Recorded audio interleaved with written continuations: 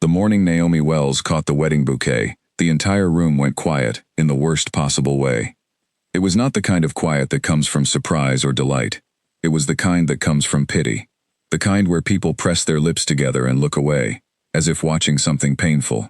Her younger sister, Claire, had just been married to a man who adored her, and the reception hall was full of warmth and music and dancing. But in that one single moment, when the bouquet landed perfectly in Naomi's hands, and she looked up to find 200 eyes staring at her with that particular expression, she felt the familiar cold weight settle back onto her chest.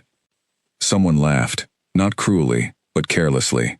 Someone else whispered something to the person beside them. A woman near the back shook her head with a small, sad smile, the way people shake their heads at things they consider hopeless. Naomi set the bouquet down on the nearest table and walked to the bathroom. She stood in front of the mirror for a long time. She was 28 years old. She had brown eyes that were clear and honest, dark hair that fell past her shoulders, and a face that her mother had once called quietly pretty, in the way mothers say things that are meant to be kind but land differently than intended. She was not the kind of woman people looked at twice on the street.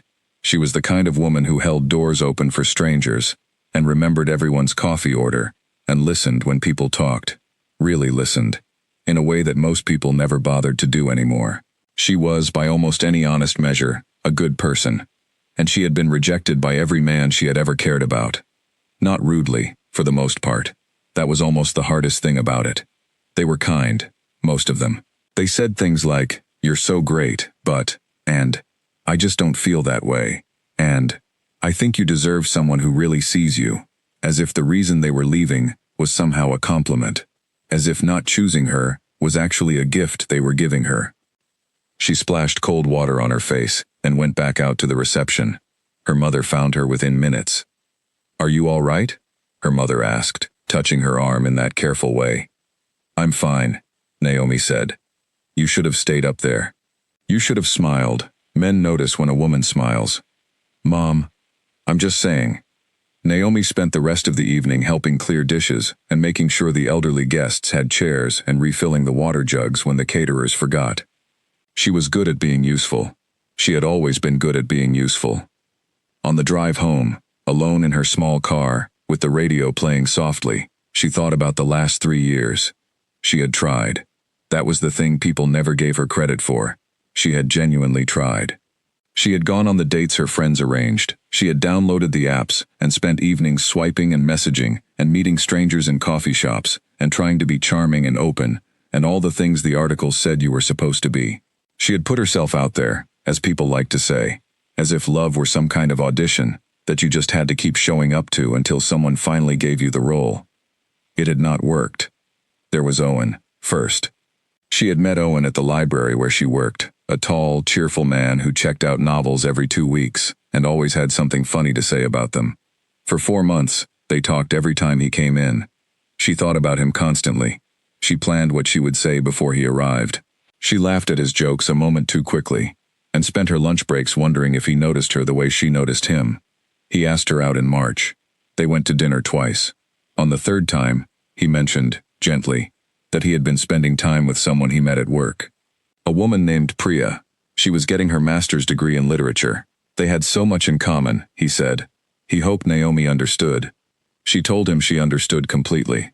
She sat in her car afterward and did not cry. She just sat there for a long time with her hands in her lap, feeling the particular emptiness of a door that has been closed quietly, with no drama, no explanation beyond the simple fact that someone else was preferred.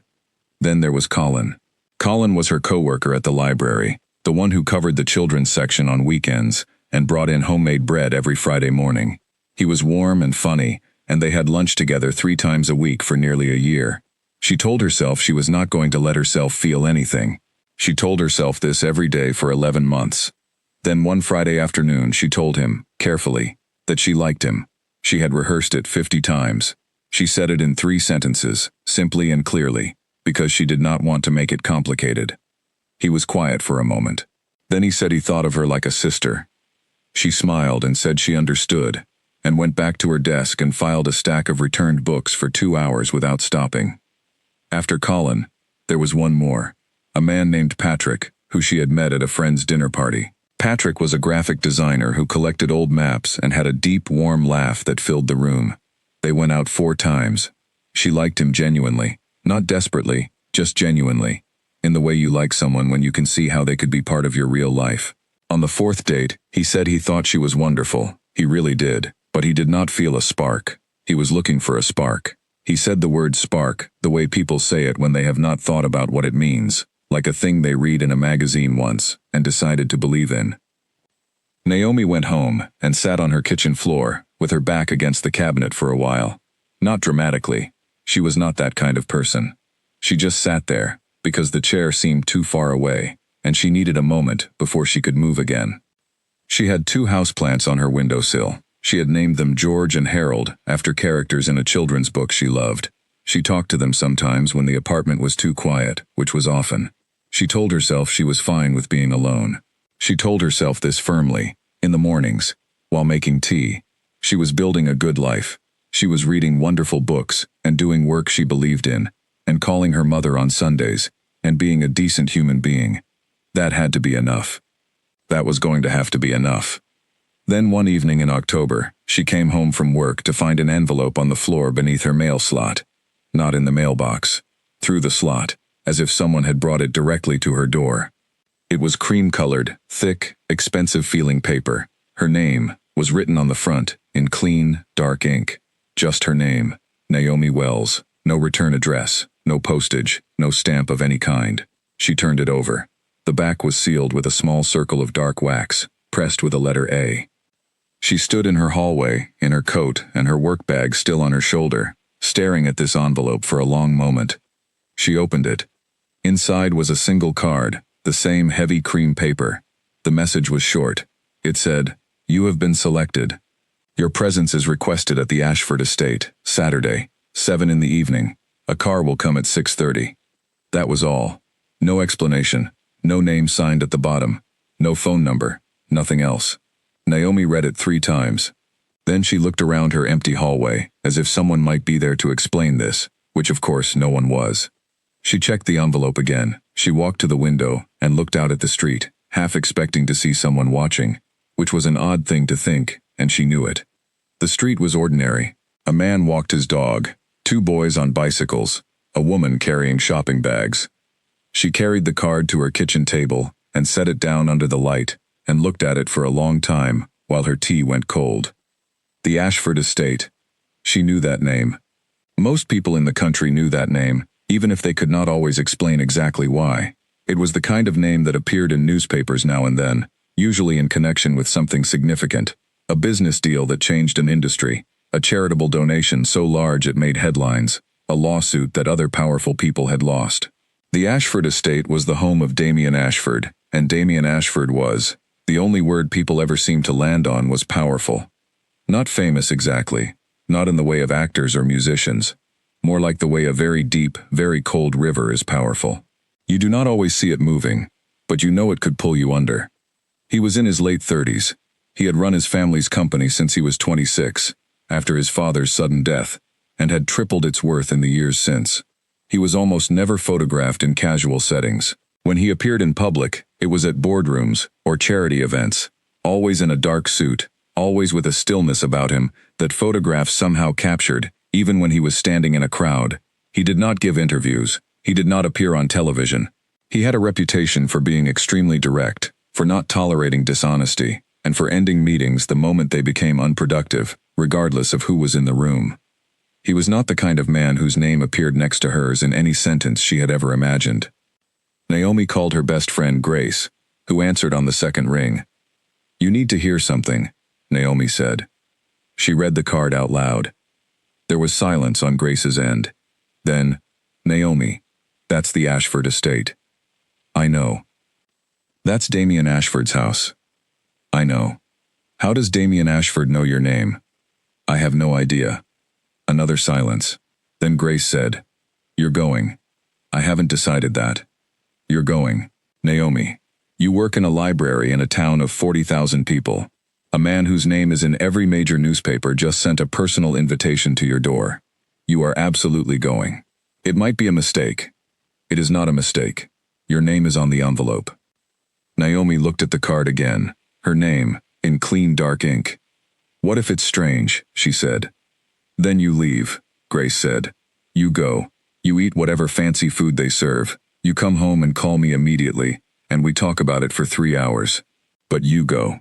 Naomi did not sleep well that week. She went to work, and organized the new arrivals, and helped a boy of about 9 find a book about space for a school project, and answered the phone when it rang, and did all the ordinary things she always did. But the card sat on her kitchen table, and she found herself looking at it at odd moments, while drinking her morning tea, while eating dinner, while sitting on the couch pretending to read. She kept turning over the same questions. Why her? Why now? How did Damien Ashford know she existed? On Thursday, unable to stay still with the uncertainty, she picked up the card and found that there was, very faintly in the corner, almost too small to notice, a phone number. She almost did not call it. She almost told herself it was some kind of mistake, some elaborate misdelivery, something that had nothing to do with her. The familiar voice in the back of her mind, the one she had been listening to for years, the one that said things like "not you" and "not this time," started talking again. She called the number. A woman answered. Calm, professional, unhurried. She confirmed the invitation. She confirmed the address. She said, without being asked, that the invitation was specifically for Miss Naomi Wells and had been requested personally by Mr. Ashford. Naomi hung up and sat at her table for a long time. Saturday was 4 days away. She had nothing to wear that felt right. She did not know what felt right even meant for an invitation like this. She stood in front of her wardrobe for an hour on Thursday evening, and then closed it again without deciding anything. On Friday, Grace came over with 2 dresses from her own closet and a bottle of sparkling water, and a very firm opinion about which one Naomi should wear. "The dark green one," Grace said immediately. "It might be too much." "It is exactly enough. You look like yourself in it, that's the whole point." Naomi held the dress against herself in the mirror. She looked at her own face. The same face she had looked at the night of her sister's wedding. Brown eyes, clear and honest, dark hair. A face people called quietly pretty. "What if he takes one look at me and realizes someone made a mistake?" she said. Grace walked over and stood next to her and looked at them both in the mirror. "Then you will be polite and dignified, and you will come home, and we will eat everything in your refrigerator," she said. "But Naomi, your name is on that envelope. He knows who you are. Go and find out why." Saturday evening arrived the way important evenings do. Suddenly, after a week of waiting, the hours collapsing all at once. At 6:28, Naomi heard a car outside. She looked through the window. It was a black car, long and quiet, parked precisely at the curb. A driver stood beside it. He was looking at her building, not at his phone, not at the street. He was simply waiting. She picked up her bag. She checked the lock on the door. She walked down the stairs and out of the building and into the October evening, and the driver nodded at her once and opened the door without a word. The drive took 40 minutes. She watched the town give way to countryside, the streetlights thinning, the roads getting wider and quieter. Then a gate. Then a long drive lined on both sides with oak trees so tall they met above the road, forming a dark, beautiful tunnel. Then, at the end of it, lit from below, enormous and still, the Ashford estate. Naomi breathed in slowly. She had known it would be large. She had not fully understood what large meant, until now. A woman met her at the front door, and introduced herself as Clara, and led her through an entrance hall that was warm and deeply quiet, with floors of dark stone, and walls that held paintings she suspected were very old and very important. There were flowers on a side table. White, simple, no fuss. There was the faint sound of a clock somewhere. Clara led her into a sitting room and offered her something to drink, and said Mr. Ashford would be with her shortly. Naomi sat down. She looked at her hands. She looked at the room. She took a slow breath. The door opened. He came in the way people come in when they are used to entering rooms and having them change the moment they do, not with noise or drama, with stillness. He was tall, dark-eyed, in a dark suit that fit him the way expensive things fit when they are made right. He did not smile. He looked at her the way she had heard he looked at everything, directly, completely, without performing any social warmth for the sake of it. He looked at her for one long, quiet moment. Then he said, "You're exactly who I expected." And Naomi, who had spent her entire life feeling like the wrong choice in every room she entered, did not know what to do with that. So she said, simply, "I'm not sure what that means." And something happened then. Something small, almost invisible. A slight adjustment in his expression, not quite a softening, more like a person who has been waiting a long time to hear something real, and has finally heard it. He sat down across from her and said, "It means dinner is ready. Come." The dining room was built for 20 people. Naomi counted the chairs without meaning to. It was the kind of thing she did in unfamiliar places, small acts of quiet observation that helped her feel less lost. 20 chairs, 10 on each side, around a table of dark wood that reflected the light from the candles at its center. The ceiling was high. The room was warm. At the far end of the table, 2 places had been set, facing each other at the corner, close enough to talk without raising their voices, far enough apart to maintain the particular atmosphere that Damien Ashford seemed to carry with him everywhere, composed, watchful, impossible to read. He pulled out her chair. Naomi sat down and thanked him. He sat across from her and poured water without being asked, and then set the glass pitcher down and looked at her again, in that direct, unhurried way of his. "You work at the Hartwell Public Library," he said. It was not a question. "Yes," she said. "For 6 years. Do you like it?" She paused, not because she didn't have an answer, but because the question surprised her. Most people did not ask if you liked your work. They asked what you did, and then they moved on to something else. Asking if you liked it implied that your feelings about it were worth knowing. "Very much," she said. "I know that probably sounds small." Why would it sound small? Libraries are not usually what people call impressive. He studied her for a moment. "People are wrong about a great many things," he said. "Libraries are not small. They are one of the few remaining places where anyone can walk in without money and access knowledge. That is not nothing." Naomi looked at him. She was not sure what she had expected him to say, but it was not that. The food came, brought quietly by 2 members of staff who appeared and disappeared without drawing attention to themselves. It was simple food, beautifully prepared. Roasted vegetables, bread that was still warm, a clear soup that tasted of something she could not name, but that was deeply comforting. Damien ate with the same stillness he carried everywhere. He did not fidget. He did not fill silence with chatter. He asked questions, and then listened to the answers with his full attention, which was something Naomi was not accustomed to. Most people listened the way they were waiting for their turn to speak. He listened as if the answer actually mattered. He asked about the library. She told him about the children's section and the reading program she ran on Wednesday afternoons, and how she had fought for 3 years to get a larger budget for the young adult section, because the teenagers in town had almost nothing to read, and everyone underestimated how much that mattered. "Did you get the budget?" he asked. "Eventually," she said. "I wrote 4 separate proposals before someone said yes." "What made the 4th one different?" "I stopped asking them to care about reading," she said. "I showed them the data on literacy rates and long-term employment outcomes. People respond better to numbers than to arguments about beauty." Something moved in his face then, a tiny thing, quick as a breath. Not a smile, not exactly, more like recognition. "You learned that early?" he said. "Later than I should have," she admitted. The evening moved slowly, which was strange, because Naomi was used to evenings like this, feeling long in the anxious way, watching the clock, hoping she was saying the right things, performing some version of herself she thought the other person wanted. This was not like that. This was slow in a different way, like water that is deep and still and you can see clearly to the bottom. Damien Ashford was not an easy man to read. He volunteered almost nothing personal. He did not talk about himself the way people do when they want you to be impressed by them. He did not fill the space with stories about his travels or his company or the important people he knew.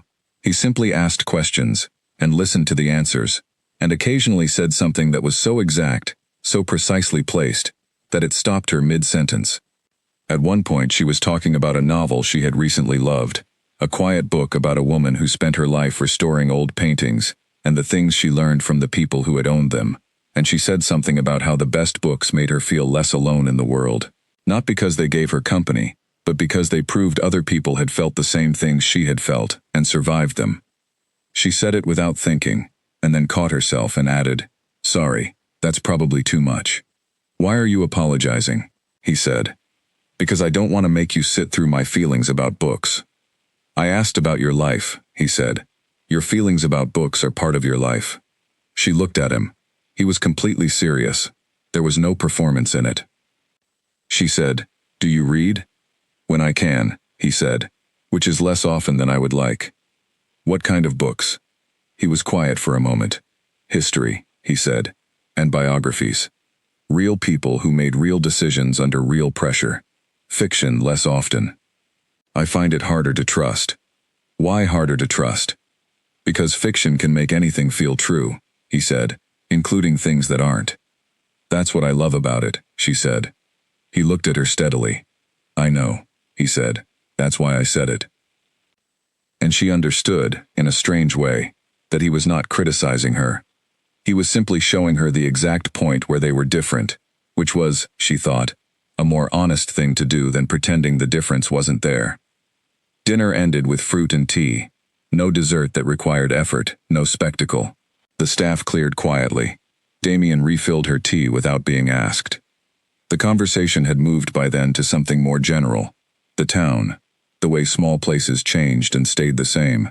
The question of whether it was better to live somewhere you knew completely, or somewhere that kept surprising you.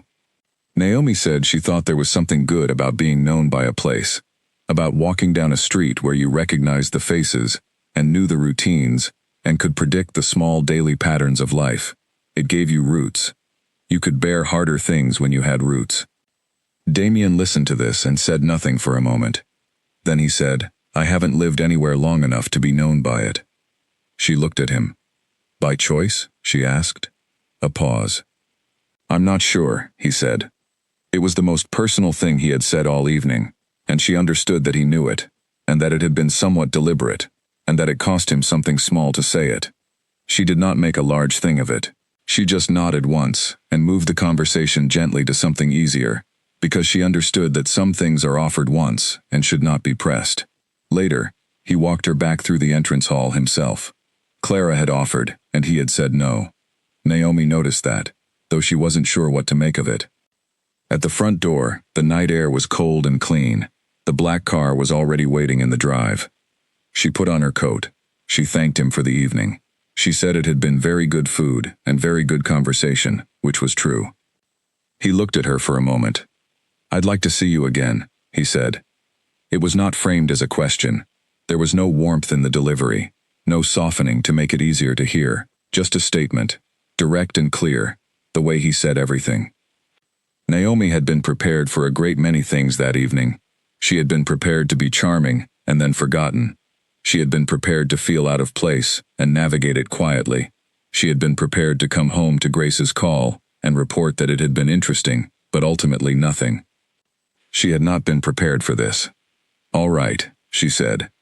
He nodded once, and that was all.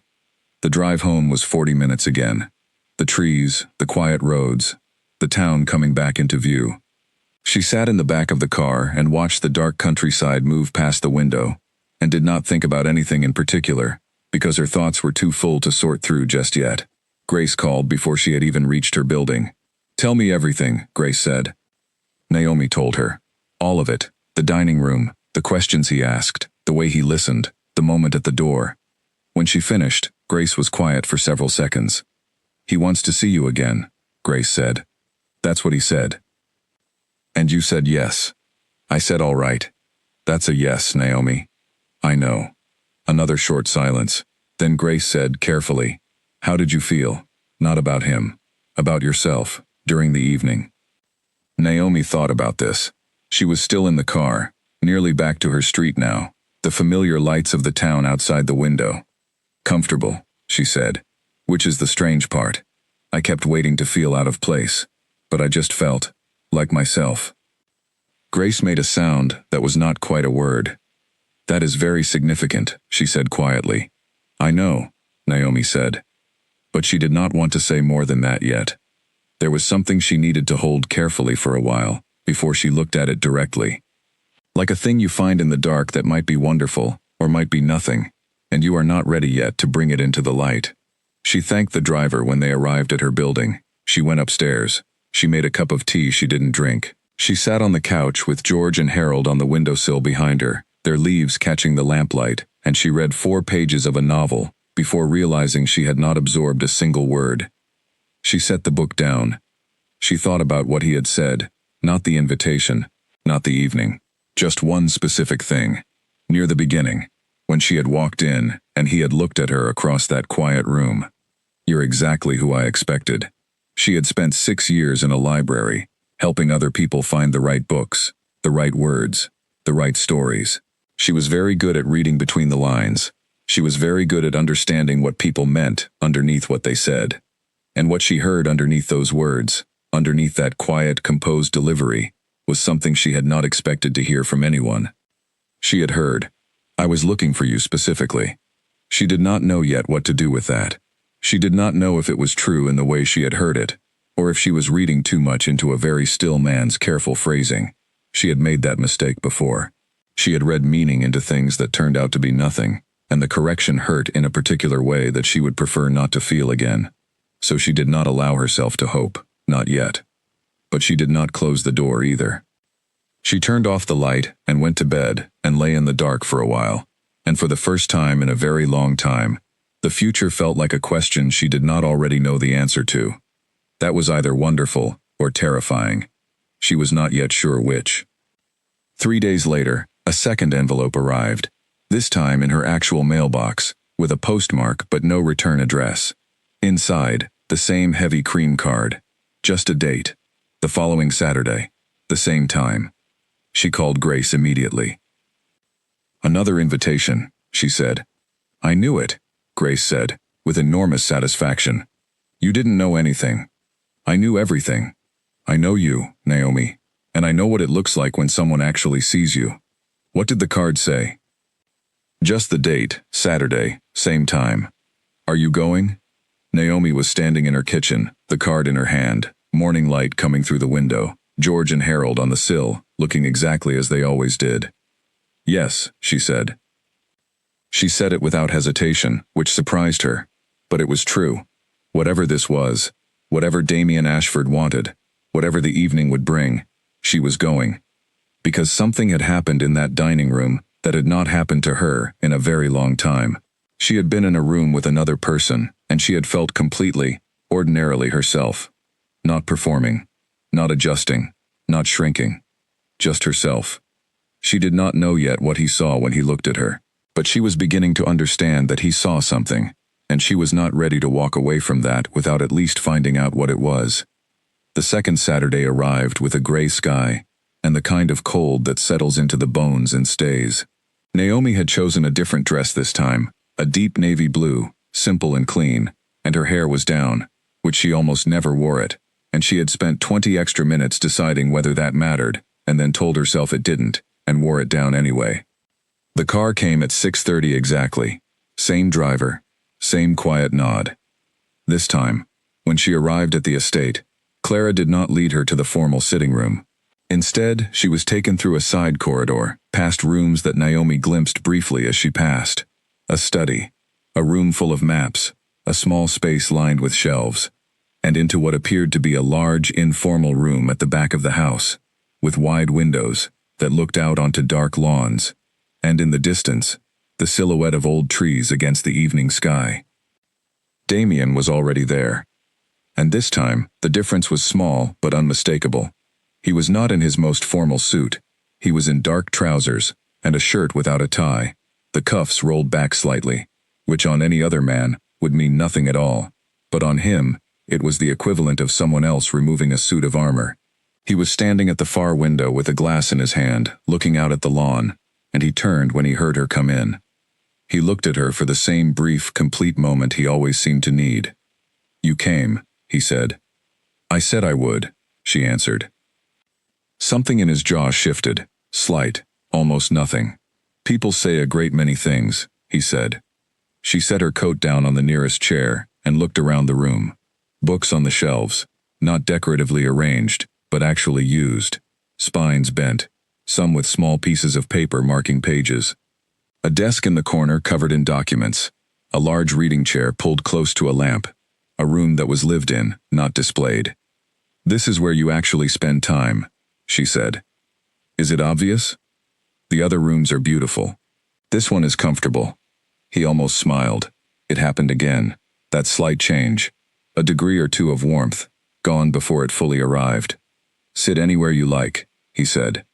She chose the large reading chair, because she genuinely wanted to.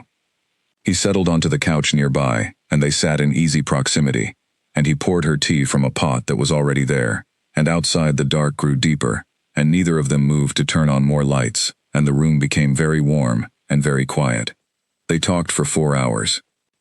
She would remember this later, not the specific words always, but the texture of it, the way the conversation moved between serious and easy without ever becoming forced.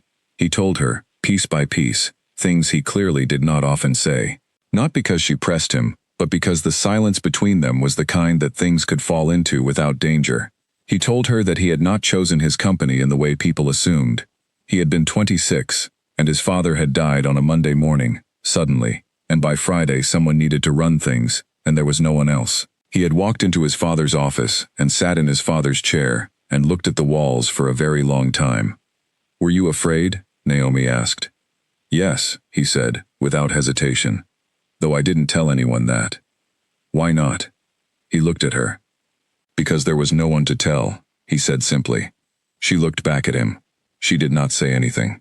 She understood that sometimes people need to say a thing, and what they need in return is not a response, just someone to hear it.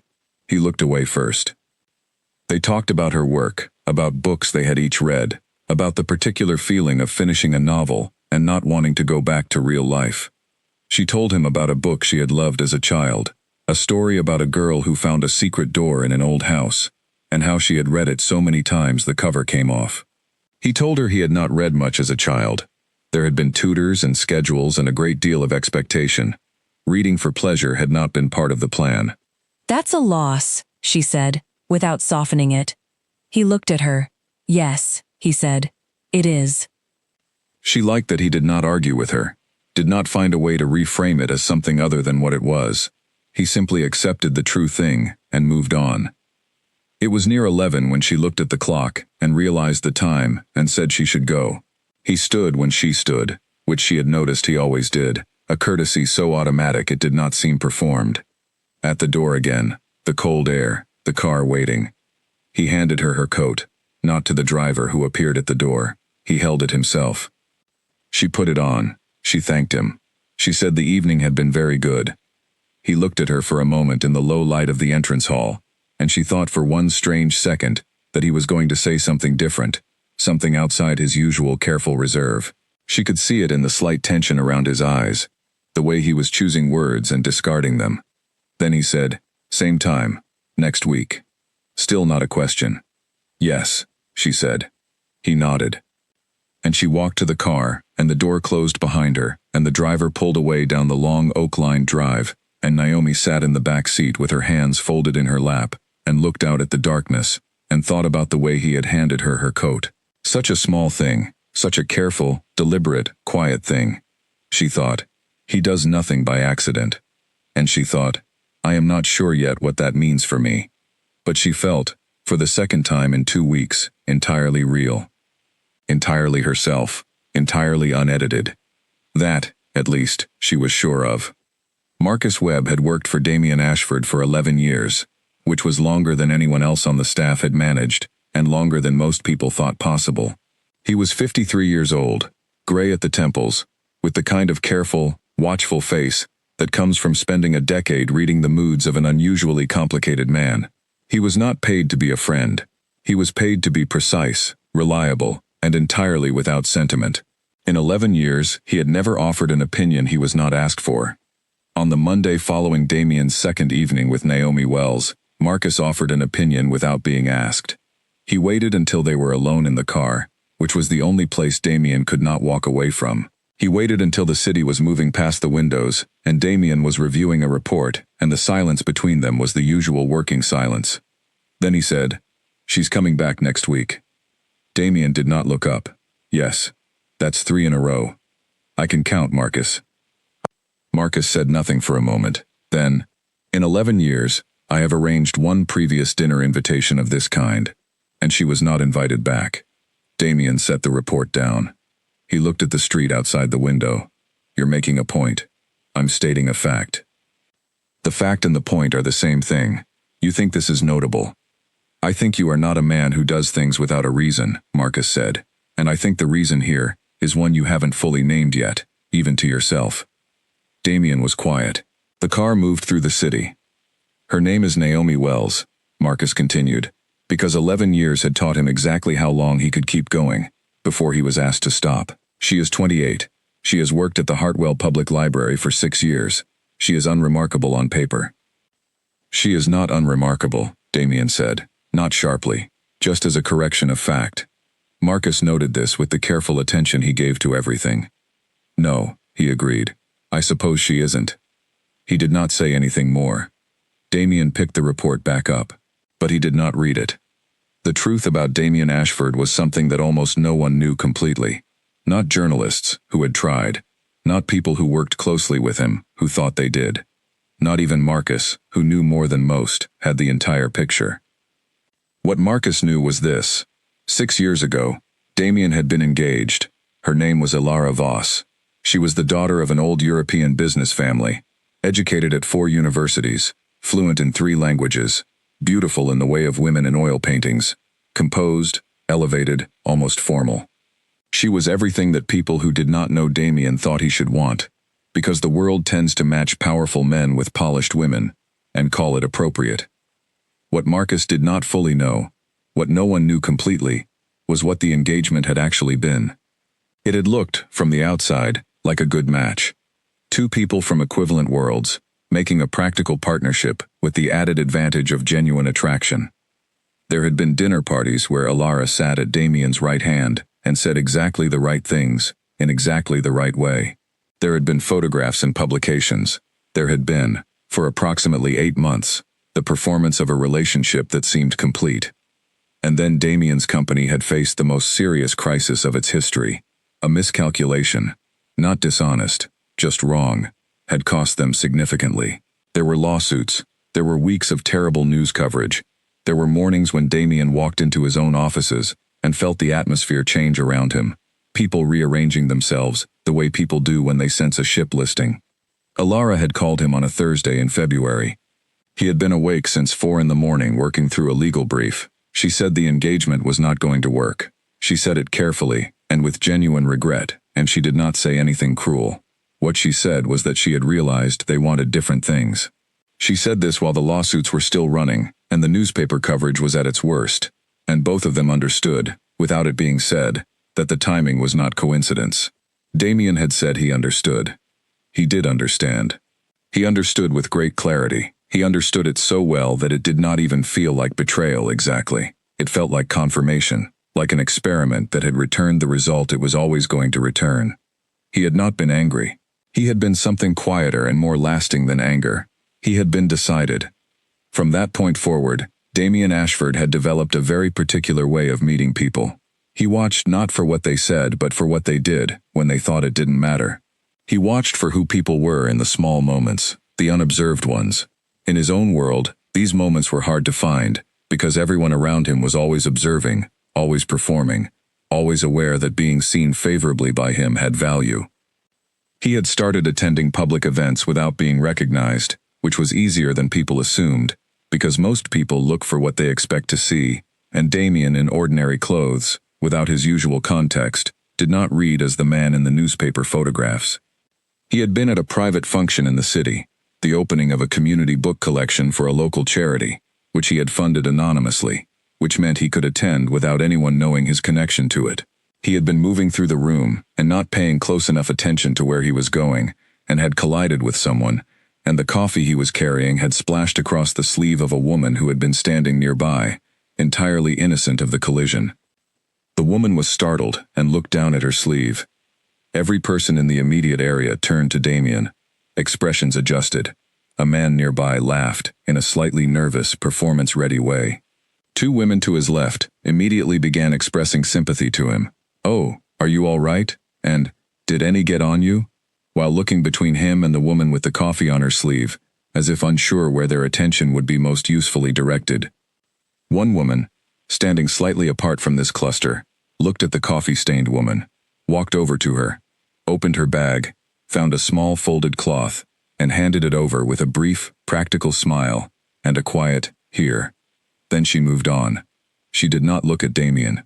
She did not assess who he was, or whether acknowledging him would be useful. She simply saw someone who needed something, and gave it to them, and continued with her evening. He did not know who she was. He found out the same day. Back in the present, the third Saturday arrived. This time when Naomi came to the estate, Damien was in the library. Not a room she had seen before. A full library, long and high-ceilinged, with shelves that ran from floor to ceiling on 3 sides, reached by a rolling wooden ladder. A fireplace at one end with 2 deep chairs facing it. The kind of room that looked like it had been built not to impress visitors, but because someone genuinely needed that much space for that many books. Naomi stopped in the doorway. She looked at the room for a long moment. "You didn't tell me this existed," she said. "You didn't ask," he said. She walked in slowly. She ran her fingertips along the spines of a row of books at eye level, the way people do in libraries when they think no one is watching. She tilted her head to read the titles. She pulled one out and looked at the cover and put it back. She did this with the ease of someone in their natural environment, without performance, without self-consciousness, without remembering to seem a particular way. Damien watched her and said nothing. She reached the fireplace and looked at the 2 chairs, and then looked at him. "Can we just stay here?" she said. "That was the plan," he said. She sat down. He sat across from her. The fire was already going. He had arranged tea and small plates of things to eat, which she discovered only when she noticed them on the table between the chairs, set out with the same unfussy precision as everything he did. She poured her own tea. He watched this small thing, and she caught him watching, and he did not pretend he hadn't been. "You're very at home in rooms full of books," he said. "I've spent most of my adult life in them," she said. "Does it ever feel limiting?" She looked at him over the rim of her cup. "A library? No. A library feels like the opposite of limiting. To some people, a small town and a library job would feel like the edges of something." "Maybe," she said, "but I don't think I've ever felt the edges from inside." He was quiet, looking at the fire. "What does feel like an edge to you?" he asked. "If anything does." She thought about it carefully. She did not give him a quick answer, because he was not the kind of man who needed a quick answer, and she was not the kind of woman who gave them. "Being treated like I don't have an interior life," she said finally. "People who look at me and decide very quickly what I am, and stop looking. That feels like an edge. Like I keep trying to pass through a door they've already decided is closed." The room was quiet. The fire moved. He said, "Who decided the door was closed?" "Multiple people," she said. "Over time." "Tell me one," he said. She looked at him. He was watching her with that complete, still attention of his, and she understood that he was not asking to be polite. He genuinely wanted to know. "There was a man," she said, "who I liked very much. For a long time.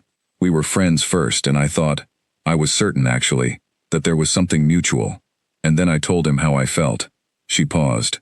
"He said he thought of me like a sister." The fire crackled. "How did you feel?" he asked.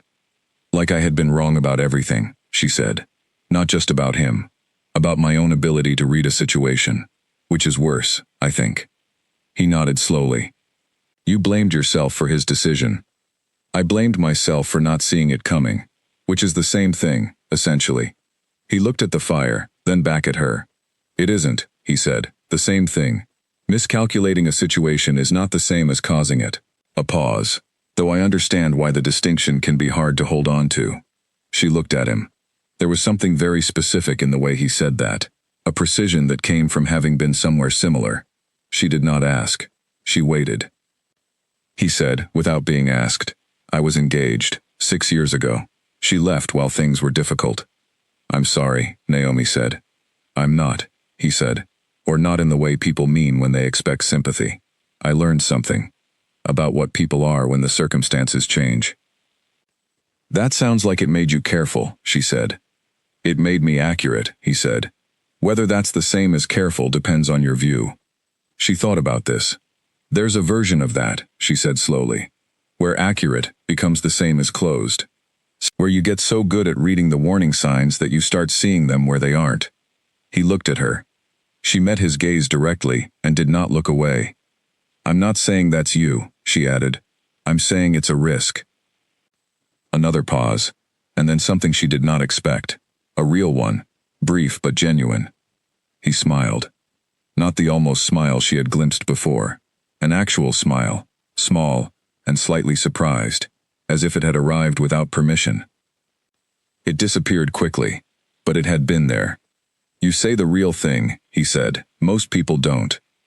Most people are afraid to, she said. What are you afraid of? She looked at the fire, then back at him.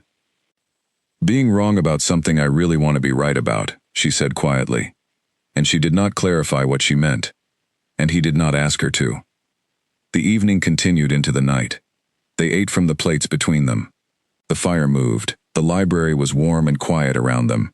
She pulled a book from the nearest shelf and read him a paragraph she liked, and he disagreed with the interpretation, and they argued about it for 20 minutes in the most enjoyable way she had ever argued about anything. She realized at some point, sitting in that warm room with the fire and the books and this complicated, careful, honest man, that she had stopped waiting for the evening to end. She had stopped tracking the time or monitoring herself or calculating what impression she was making. She was simply there. And so was he. When she finally said goodnight, he walked her to the door himself again. This time, he held the door, and she turned back once, briefly, and found him watching her cross to the car, in the same still, complete way. She got in. The car moved. The oak-lined drive unrolled in the headlights. She sat back in her seat and looked up at the interior of the car and thought, something is happening. I do not know yet what it will be. But something is happening, and I have not felt this in a very long time, and I am not going to be afraid of it tonight. She let the thought stand. She did not correct it. She did not talk herself down from it. She simply let it be real, for the length of the drive home. Grace was waiting at Naomi's apartment when she got home. She had a key for emergencies, and she appeared to have decided that this qualified. She was sitting on the couch with 2 cups of tea already made, which meant she had been waiting long enough for them to go lukewarm, which meant she had been there for at least 40 minutes. You look different, Grace said, the moment Naomi walked in. I look the same. You look like someone who has been smiled at. Naomi put her bag down. She sat on the other end of the couch and picked up her tea. George and Harold were on the windowsill. The lamp was on. The apartment was quiet and familiar and small, and she loved it. She genuinely did. And she also felt for the first time in years that it might one day be too small.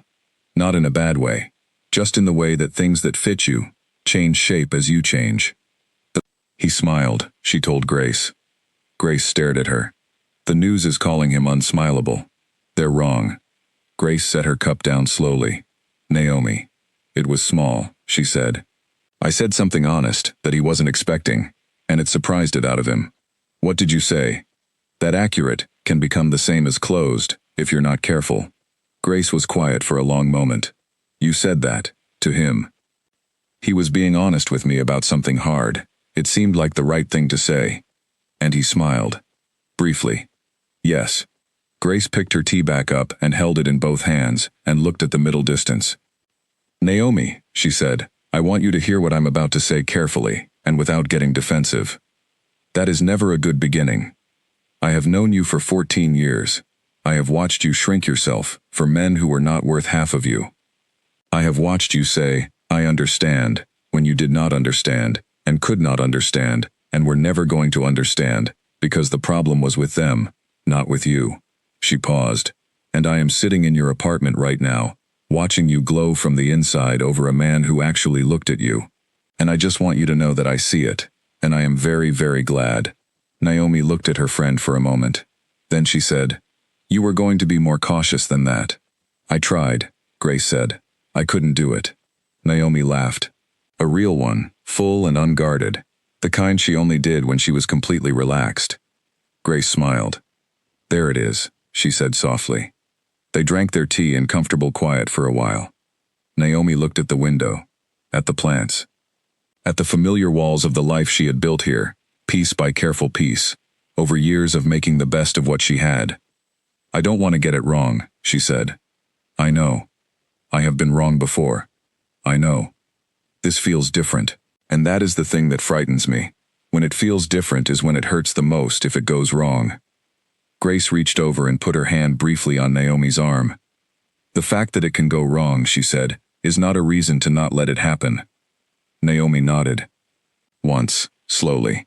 She looked at the window. The town was quiet outside. The night was deep and cold. He told me she left during the hard times, Naomi said.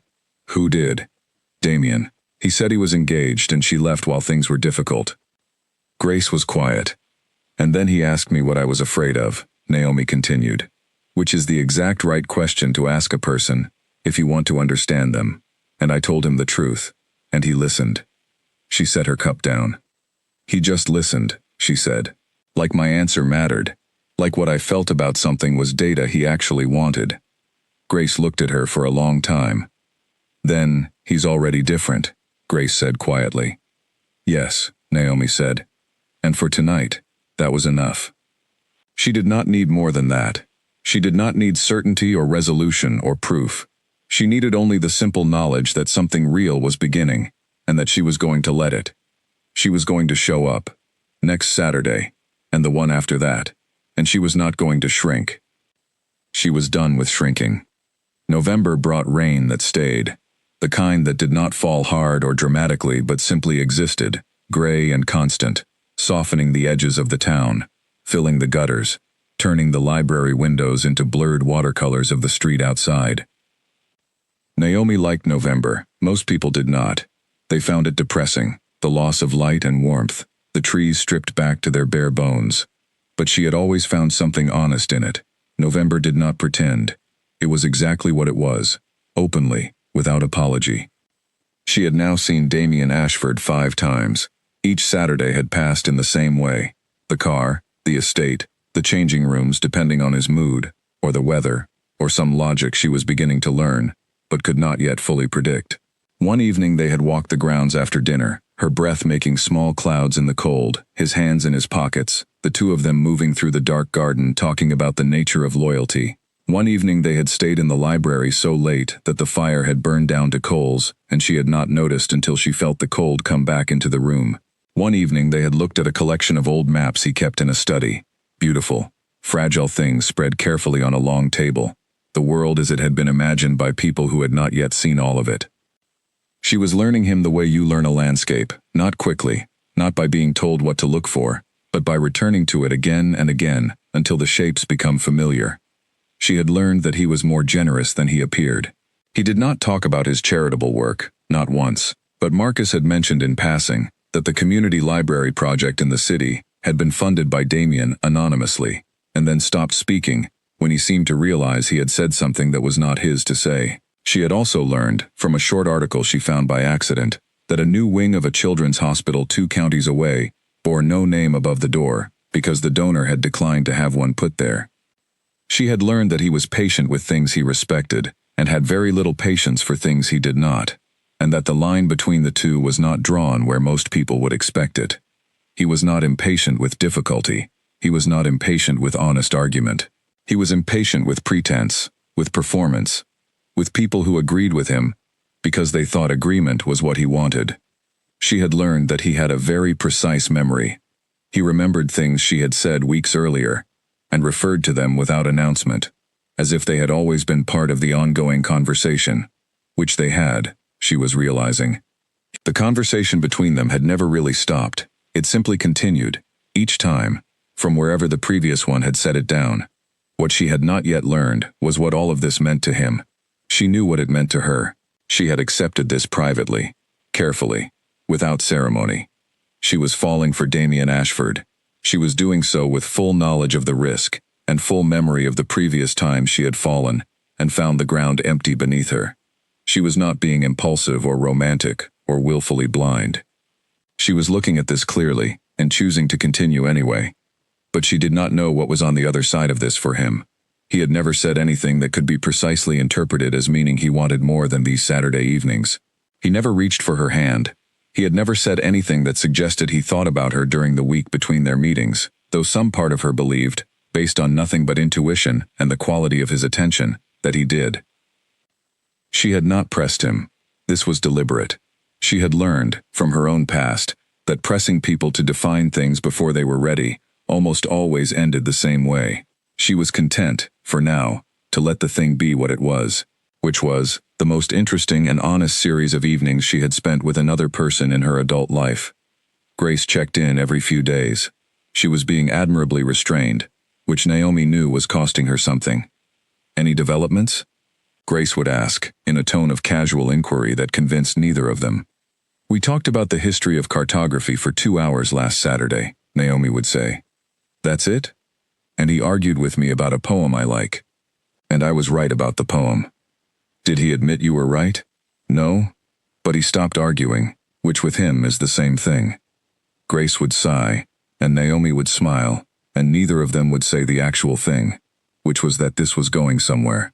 Slowly, carefully, deliberately, the way Damien Ashford did everything, but going.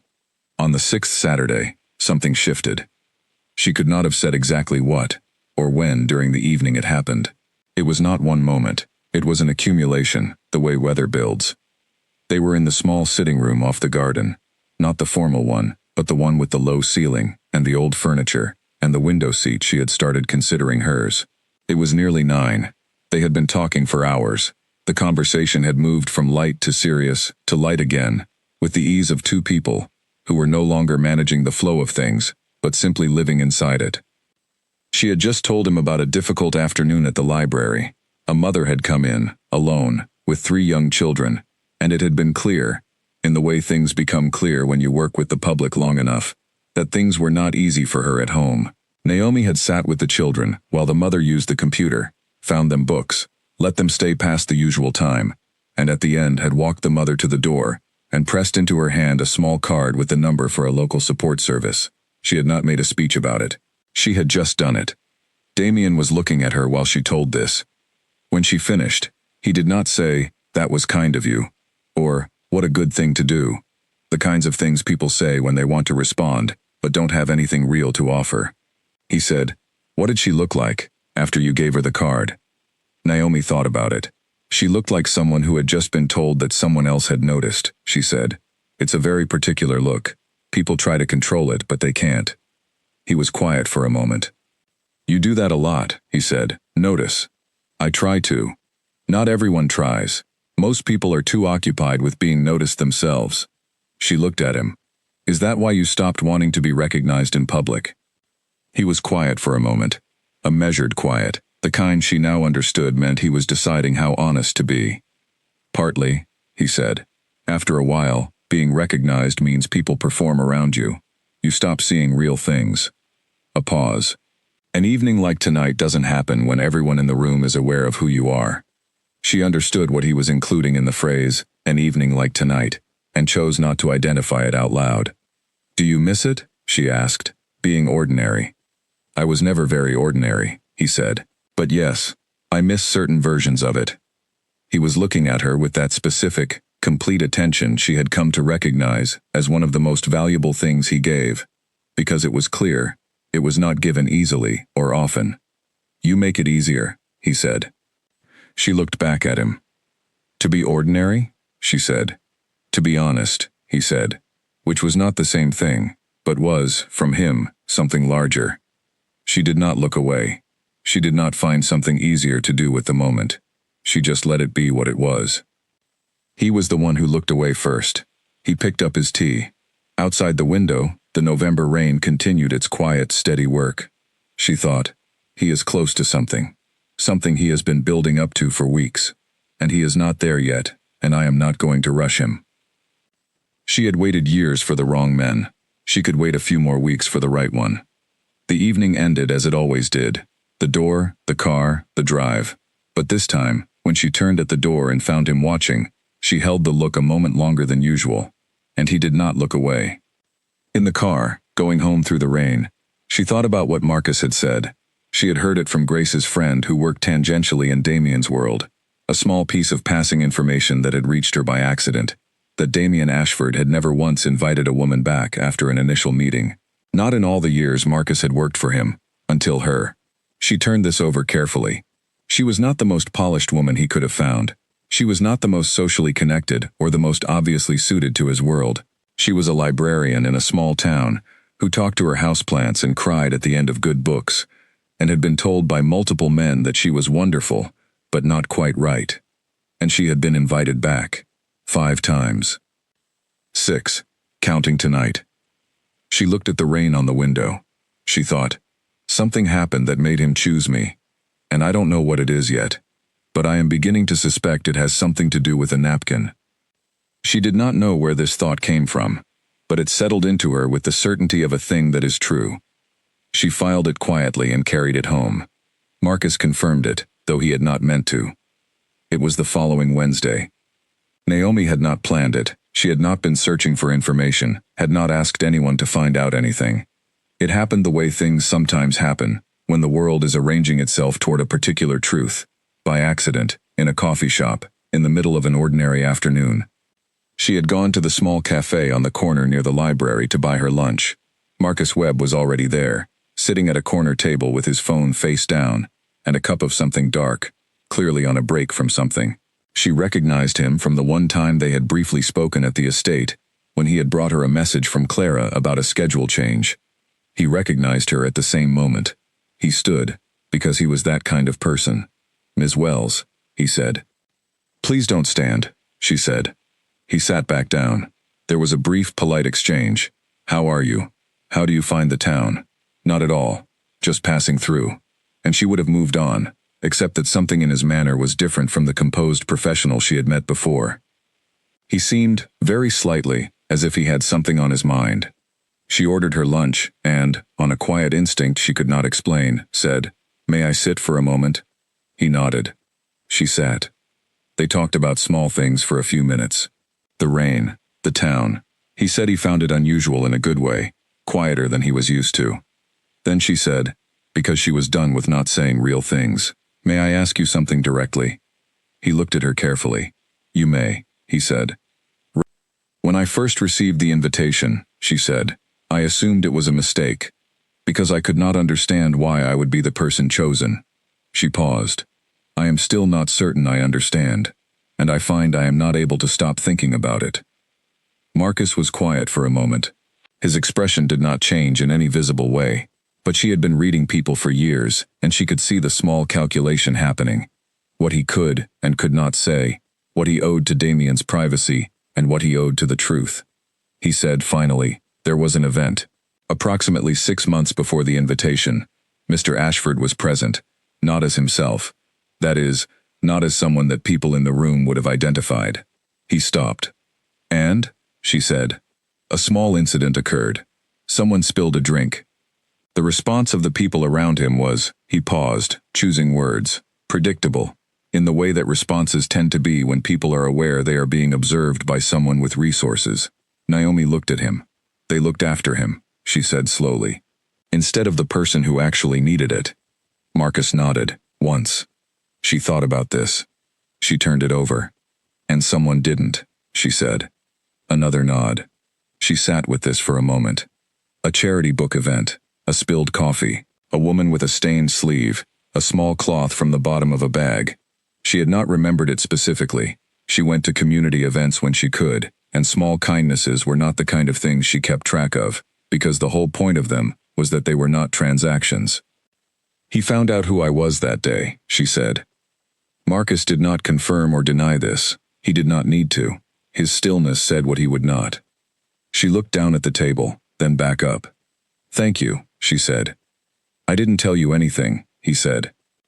"I know," she said. "Thank you anyway." She walked back to the library afterward in the November rain, without bothering to open her umbrella, thinking about what it meant to be found in an ordinary moment, doing an ordinary thing, and have someone decide that was worth knowing. Worth remembering, worth finding out your name for. She had always believed, in the abstract, the way you believe things before they are tested, that the real version of a person was not the version they performed in important moments. It was the version that existed when they thought no one was watching, the version that surfaced when nothing was at stake. Damien Ashford, it seemed, believed the same thing. And apparently, 6 months ago, She had passed a test she did not know she was taking. She went back to her desk and sat down and opened the book she had been cataloging and held it without reading it for a while. She thought, he saw me being myself and decided that was worth something. She thought, I have been spending years trying to be chosen for the version of myself I showed. And it turns out someone chose the version I was when I was just living. There was something so clear and so simple in this that she felt the back of her throat go tight in the way that only happened with things that were very true. She set the book down.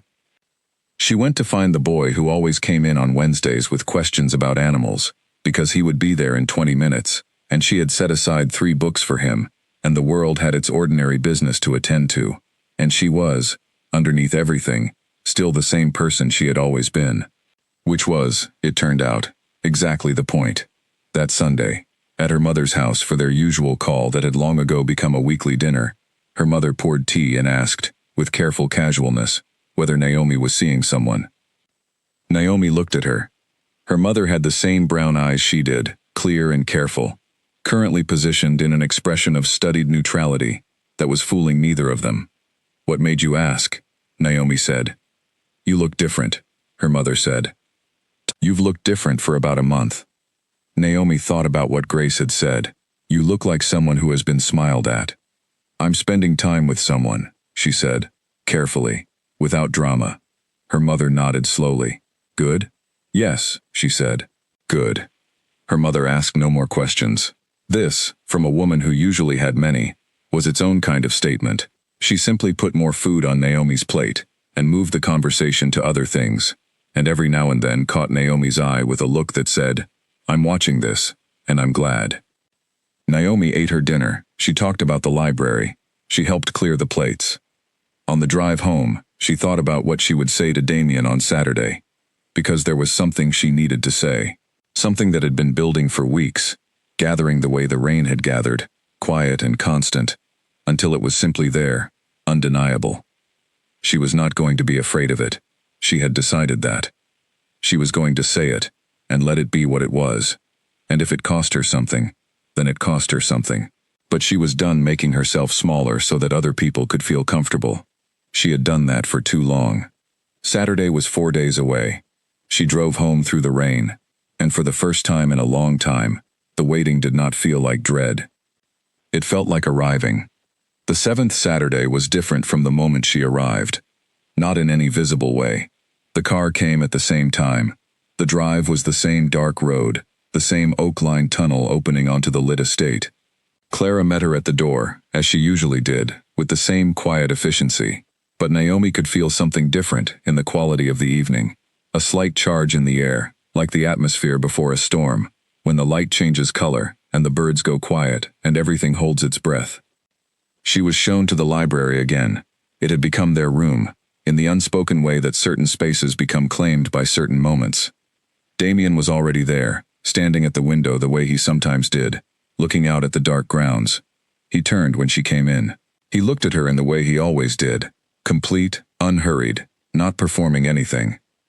You look like you have something to say, he said. She set her coat down. That's perceptive, she said. I've been looking at you for 2 months, he said. I know what you look like when you've decided something. She sat down in her usual chair. He sat across from her. The fire was going. The room was warm. I know about the event, she said. He was still. I know about the coffee. I know that you were there without being recognized, and that there was a woman whose sleeve was stained, and that most people in the room looked at you instead of her. She paused, and that one person didn't.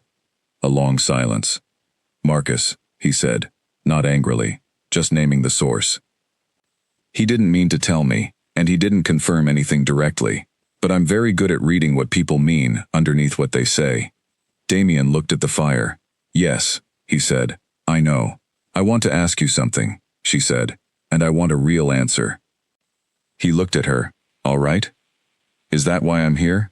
Because I passed some kind of test? The question sat in the room between them. He was quiet for long enough that she thought he was choosing between several versions of the truth. Which he probably was. Then he said, no. She waited. It's why I found out who you were, he said. It's why I arranged to know your name. But what you did in that room. I've given money to dozens of events like that one. I've watched hundreds of people in those rooms. I wasn't looking for a reaction to record and measure. He paused. I saw something.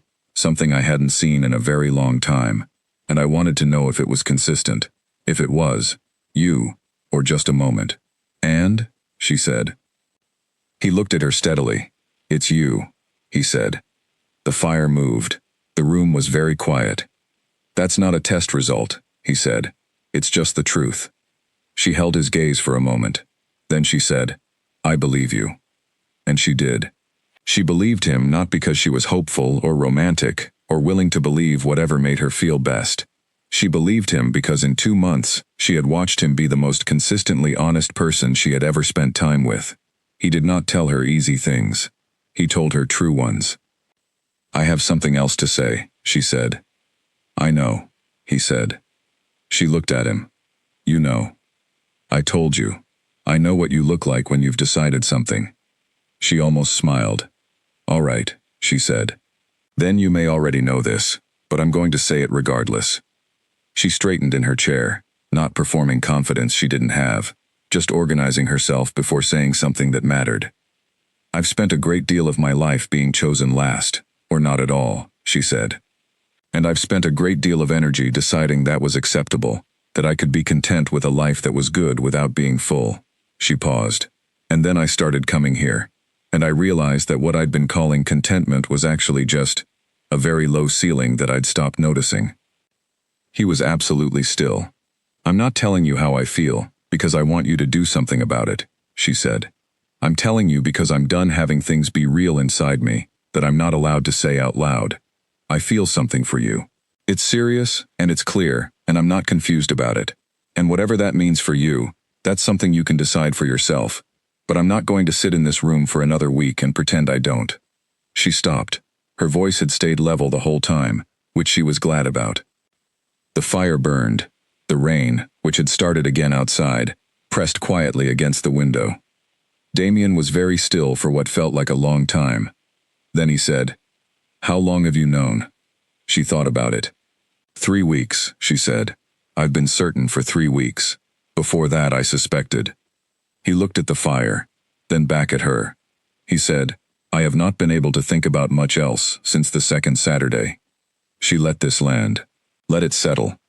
I find this, he said, choosing the words with great care, terrifying, which is not something I have said to another person in more years than I can count.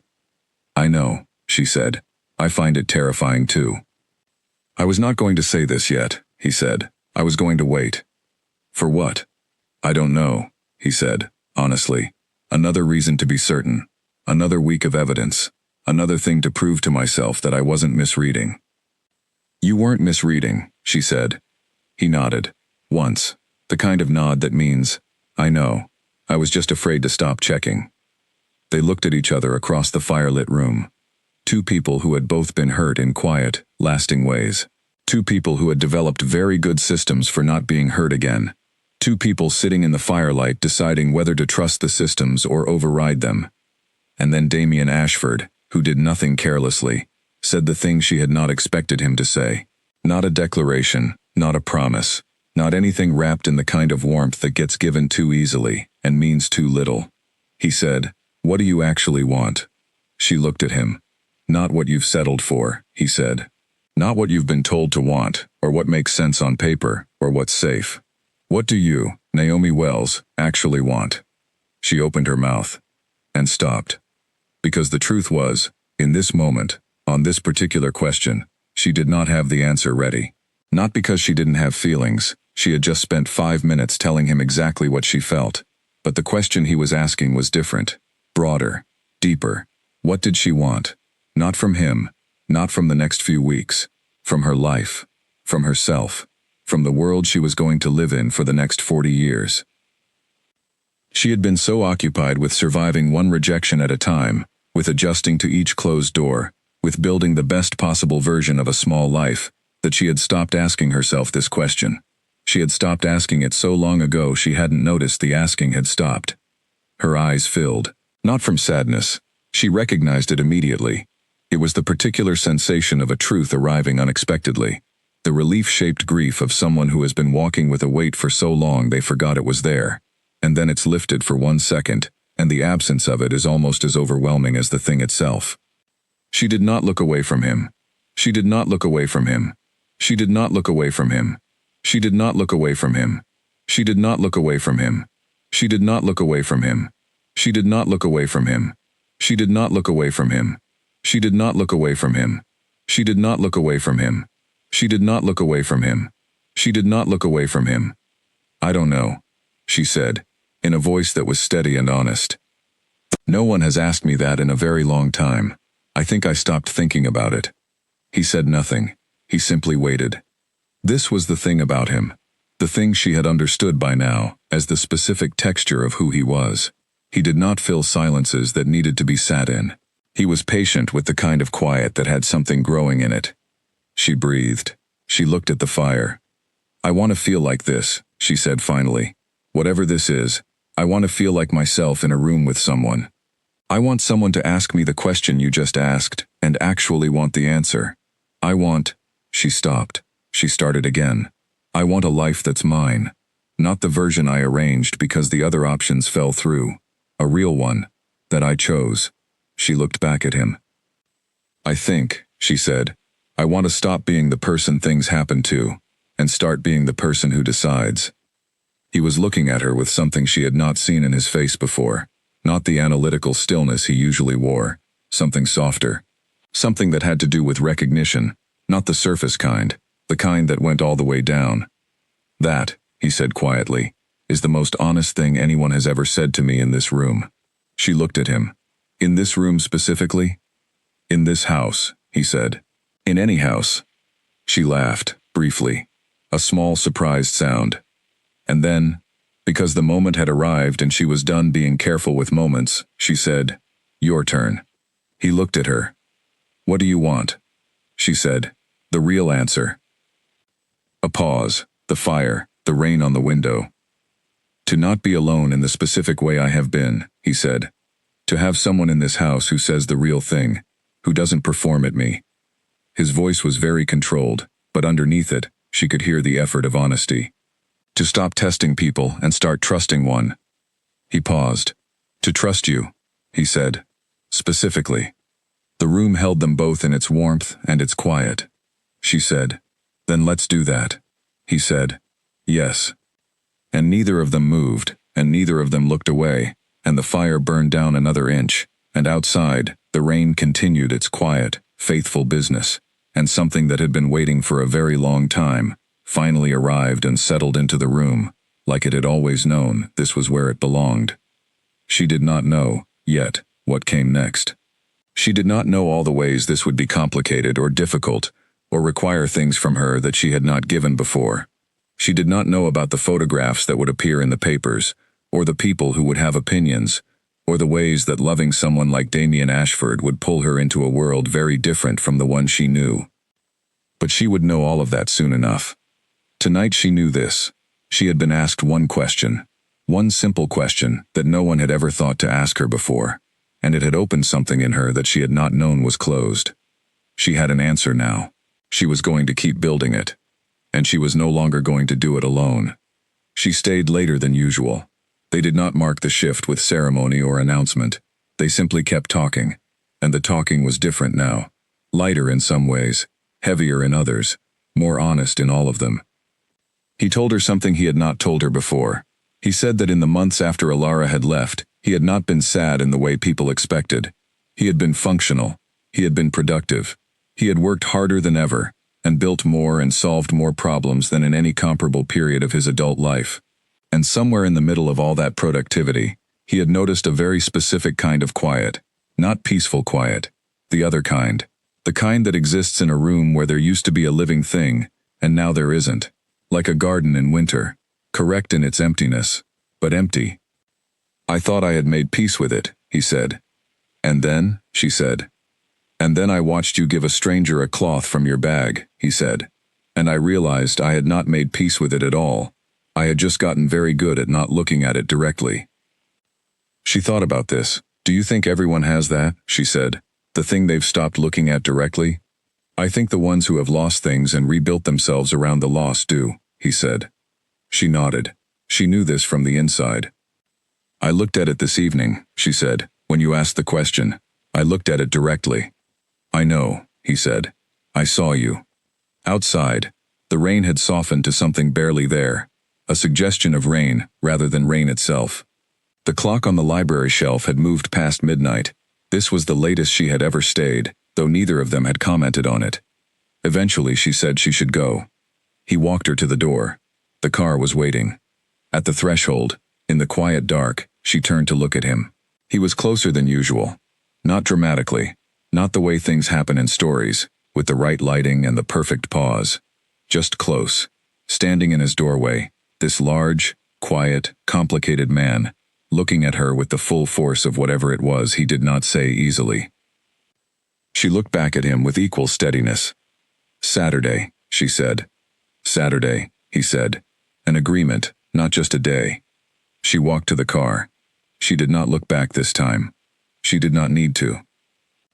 Grace called the next morning at 8:15, which was 20 minutes after Naomi would normally have left for work. She was still at her kitchen table with her tea, not running late exactly, just moving at the pace of someone whose internal landscape had recently been rearranged. You sound different, Grace said immediately. You say that every time. And I've been right every time. What happened? Naomi told her. She told her everything. The same way she always did. The question he had asked. Her answer. His answer. The way the evening had ended, simple and real, without drama or grand gesture, just two people in a quiet room, finally saying the true thing. Grace was silent for a long time. Then she said, he asked you what you actually want. Yes. And you didn't have the answer. Not immediately. And he waited. Yes. Naomi. Grace's voice was doing something unusual. It was very controlled, in the way of someone who is not going to cry, but has made that decision quite recently. That man waited. For you. For your real answer. I know, Naomi said softly. Do you understand how rare that is? I think I'm beginning to. Grace exhaled. A long, slow breath. Okay, she said.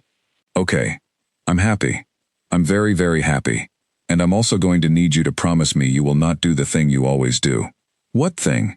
The thing where something good starts happening, and you immediately begin preparing for it to end, where you find the argument against your own happiness, and make it louder than everything else. Naomi was quiet for a moment. I know what you mean, she said. I know you know. I need you to promise. I can't promise I won't be afraid, she said honestly. But I can promise, I won't let fear make the decision. Grace accepted this. Good enough, she said.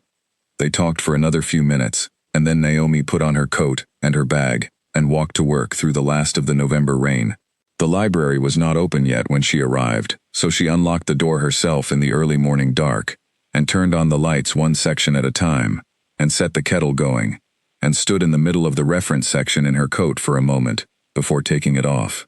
She looked at the room. The shelves, the comfortable chairs, the children's corner with its bean bags and its small table, and its box of pencils, and its hand-painted letters on the wall that she had repainted last spring. The place she had built into something. She thought about what she had said last night, a real life. That I chose, she thought. I already have one of those, in here. I built this, and I chose it, and it is real, and I am proud of it. She thought, I want the rest of my life to feel the way this room feels, when a child picks up a book and goes quiet, because the story has taken them somewhere. She took off her coat, she made her tea, she opened the library. Colin came in at 9 with the Friday bread, which he still brought every week, and she smiled at him warmly, and took a piece, and thanked him, and felt, for the first time in a long time, no trace of anything complicated in the interaction, just warmth.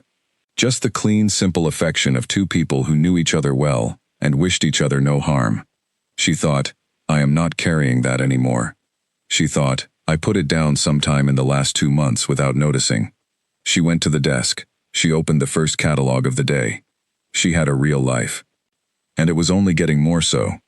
December arrived like an answer to a question November had been asking.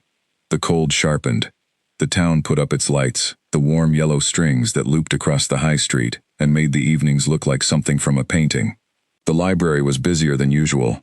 People coming in out of the cold, children wanting holiday books, adults looking for gifts, the particular mood that settled over a small town at the end of a year, when people wanted to be near things that felt warm and real.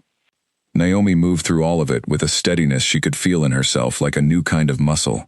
Something had settled. Not the nervous anticipation of the early weeks, not the careful watchfulness she had maintained while trying to understand what was happening. Something calmer, more certain. She and Damien had developed, over the weeks since November, a pattern that was less formal than the early Saturdays, and more present. He called now. Not every day, and not at set times, which was somehow more intimate than a schedule would have been. The calls came when something made him think of her, which, as far as she could tell, was often. They talked about small things, what he was reading, a situation at the library, a city he had visited for work, the particular satisfaction of a problem solved cleanly. The calls were not long. They were exact, the way he was.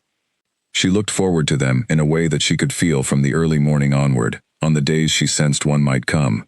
She was not breathless about it. It was not the frantic quality of wanting that she had felt with Owen or Colin, the kind that exhausted her with its own weight. It was quieter, and more assured. The looking forward of someone who trusts that the thing they are waiting for will actually arrive. On the third Saturday of December, he picked her up himself. Not the driver. Him. He was outside her building at 6:30, in a dark car, and she came down the stairs and pushed open the front door, and found him standing beside it in the cold, hands in his coat pockets, and he looked at her across the roof of the car, in the way she knew now, the complete and unhurried way, and she thought, he came himself because he wanted to. Not to impress her, not as a gesture, because he wanted those 40 minutes in the car, and this was the way to get them. She said, "You drove yourself." He said, "I drove myself." She got in. The drive was 40 minutes, as always, but different. He was relaxed in the way he was when he was not performing anything. The way she had come to understand was his actual resting state, not cold at all, just still. He drove with one hand on the wheel and the other in his lap and talked easily, telling her about a conversation he'd had that day with one of his department heads that had gone sideways, not because of conflict, but because the man had said something accidentally funny, and neither of them had been able to recover. "You laughed," she said. Briefly. Did it alarm him? Extremely. She laughed. He glanced at her sideways, that 1-second flicker, and she understood that this was exactly what he had wanted, to see her laugh. In the car. On the 40-minute drive.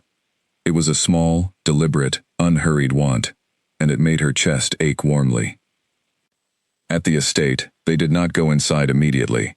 He led her around the side of the house, along a path she had not taken before, through a gate in a stone wall, and into what turned out to be a kitchen garden, laid out neatly, dormant in December, but clearly extraordinary in other seasons. He had a lantern. She could see the structure of the beds, the skeleton of climbing plants against the far wall, the carefully placed paths between. "In spring," he said, "there are roses along that wall." She looked at the wall. She imagined it. "It was my mother's," he said.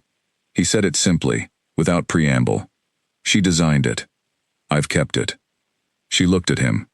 He was looking at the garden, not at her. "She sounds like someone who paid attention to things," she said.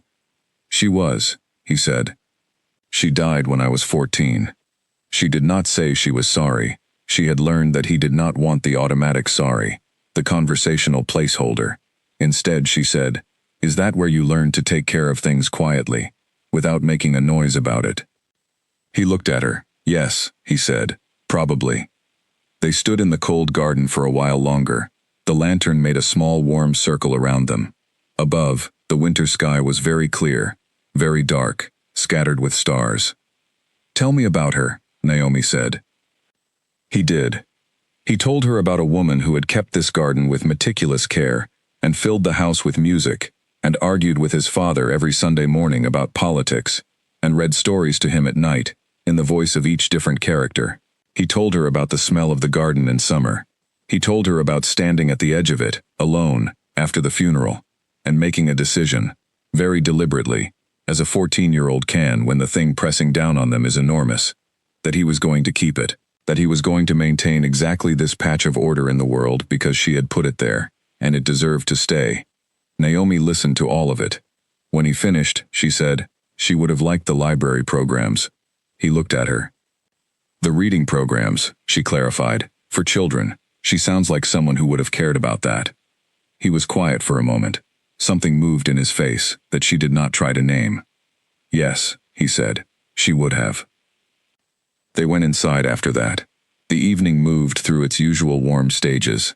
The room, the fire, the food that appeared from the kitchen with quiet efficiency. The conversation that never quite ended, because there was always something more real to say. But this evening had a different texture, something more open. He was less guarded than she had ever seen him, in the specific way of a person who has decided, consciously or not, that they no longer need to be. At one point she said something that made him laugh. Not the small, surprised flicker of before. A real one, brief, but full, and it changed his face entirely, opened it up, gave her a glimpse of the 14-year-old who had kept his mother's garden. She would remember that laugh for the rest of her life. She knew it in the moment. She filed it carefully. Near 10, he said, I want to ask you something. She had been reaching for her tea. She set it back down. There's a dinner, he said. A charitable event. First Friday of January. It's formal, larger than I typically attend, but the cause is one I care about. A pause. I would like you to come with me. She understood what this meant. She had done enough thinking about his world in the past months to understand exactly what it meant. He did not attend public events casually. He had not, in all the years Marcus had worked for him, attended one with a woman at his side. Going to this dinner with her meant something specific and deliberate, and he was saying it the way he said everything important, directly, clearly, without soft peddling what was being offered. He was asking her into his world, in front of people, on purpose. She looked at him. Yes, she said. He nodded, once. It will be scrutinized, he said. An honest warning, not a deterrent. I know, she said. I'm still yes. He looked at her for a moment with that specific quality she had come to recognize as his version of warmth, full and real, and entirely behind the composed surface of his face. You don't own anything formal, do you? He said. She laughed. That is very specific information for you to somehow have. I know your life, he said simply. You spend your time on things you consider important, and clothes are not high on the list. Is that a problem? No, he said. It's accurate. And there's no reason you should be uncomfortable because of my world's requirements. Clara will call you. She raised an eyebrow. Clara will call me. She has good taste and she will ask you questions, and none of it will feel like being outfitted. She's good at it. A pause. Unless you'd prefer to manage it yourself, that's also fine. She thought about the dresses she owned, and the fact that the most formal occasion she attended regularly was her mother's Sunday dinners. Let Clara call, she said. He almost smiled. The evening ended with the walk to the door and the car in the drive. But this time, at the door, he did something he had not done before.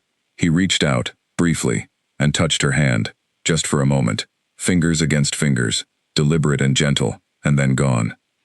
He said goodnight. She walked to the car. She sat in the back seat with that hand held still in her lap, feeling the warmth of the touch still there, as if his fingers had left a print on the air above her skin. She looked out at the passing dark of the countryside. She thought about January, about walking into a room full of people she did not know, beside a man that all of them would know, about being looked at and assessed and found interesting, or surprising, or baffling, about all the things that had frightened her before, about being seen in the wrong light. None of it frightened her now. She thought, I know who I am. I've known for a long time. The problem was that no one was asking. Someone was asking now. She thought about the question, what do you actually want? She had been building the answer for weeks, quietly, the way a garden builds in winter. Nothing visible yet, but everything underneath working steadily toward spring. She was going to that dinner. She was going in a dress Clara would choose, and she was going to stand beside Damien Ashford, in a room full of eyes, and she was going to be exactly who she was. And if the room found that unexpected, that was the room's problem. She smiled out the window at the dark. She had decided. That was enough. Clara called on Tuesday morning. Her voice was professional and warm, the same combination she brought to everything. She asked Naomi 3 things: her measurements, her preferences regarding color, and whether she had any discomfort about anything in particular. Naomi answered all 3 honestly. Dark colors, not black if possible. Something with depth but not severity. No large patterns. She did not want to feel like she was wearing a costume. Clara said she understood completely, and that she would send 3 options by Thursday. On Thursday, 3 garments arrived by courier in separate boxes, each carefully wrapped, each with a handwritten card from Clara naming the designer. Names Naomi recognized vaguely from the pages of the kind of magazines she read in other people's waiting rooms, and a note that said simply, "Any and all are returnable. Choose the one that feels most like yourself." She opened the first box. A deep emerald green, elegant and structured, the kind of dress that would look powerful on the right woman and absurd on the wrong one. She held it up. She set it aside. The second box was dark blue, something between navy and midnight, with a cut that was simpler and cleaner, and did something she didn't expect. It made her look, in the mirror, like someone who knew exactly where she was going. She held that one longer. The third box was a deep burgundy, rich and warm. She tried it on. It was beautiful. It was not quite her. She went back to the midnight blue. She stood in her bathroom mirror in the dress for a long time. She did not try to decide if she looked impressive or right for the world she was entering. She tried to decide if she looked like herself, which was the question Clara had told her to ask. She did. She sent the other 2 back with a note for Clara that said, "The midnight blue." Clara sent back, "Perfect choice." Grace came over on Saturday morning, the week before the event, and walked into the apartment and saw the dress hanging on the back of the bedroom door, and stopped. "Oh," she said. "It's for the dinner." "I know what it's for." Grace walked up to it slowly, the way people approach things they want to look at carefully. She studied it. Then she turned. "Naomi, don't make it into something." "I'm not making it into anything. I'm just observing that you are a woman who is going to walk into a room on the arm of Damien Ashford in a dress that looks like the night sky, and that somewhere in the last 4 months, your life has become something genuinely extraordinary." Naomi looked at the dress. "I know," she said quietly. "And you're still you," Grace said. "That's what I want to say. You're more you than you've been in years, not less." Naomi looked at her friend. 14 years of friendship, of bad days and ordinary ones, of saying the right thing and sometimes the wrong one, and always meaning well. She thought about how lucky she was to have been known that well by someone for that long. "Come and have tea," she said. They sat in the kitchen with their cups and talked about other things. Grace's job, which was going well, the new coffee place on the corner, the book Naomi was reading, ordinary things, good things, the texture of a real life, made of small moments. George and Harold were on the sill, doing their steady, quiet green work in the December light. Naomi thought, 6 months ago I was sitting at this table with an envelope I almost threw away. I was a woman who had made peace with a ceiling. I had named my plants because the apartment was too quiet. I was good at being useful, and I was kind to people, and I went to bed most nights feeling fine, which is not the same as feeling full. She thought, and then someone asked me what I actually wanted, and I realized I had stopped asking myself. She poured more tea. She listened to Grace talk. She watched the plants in the winter light. She thought, I am building the answer.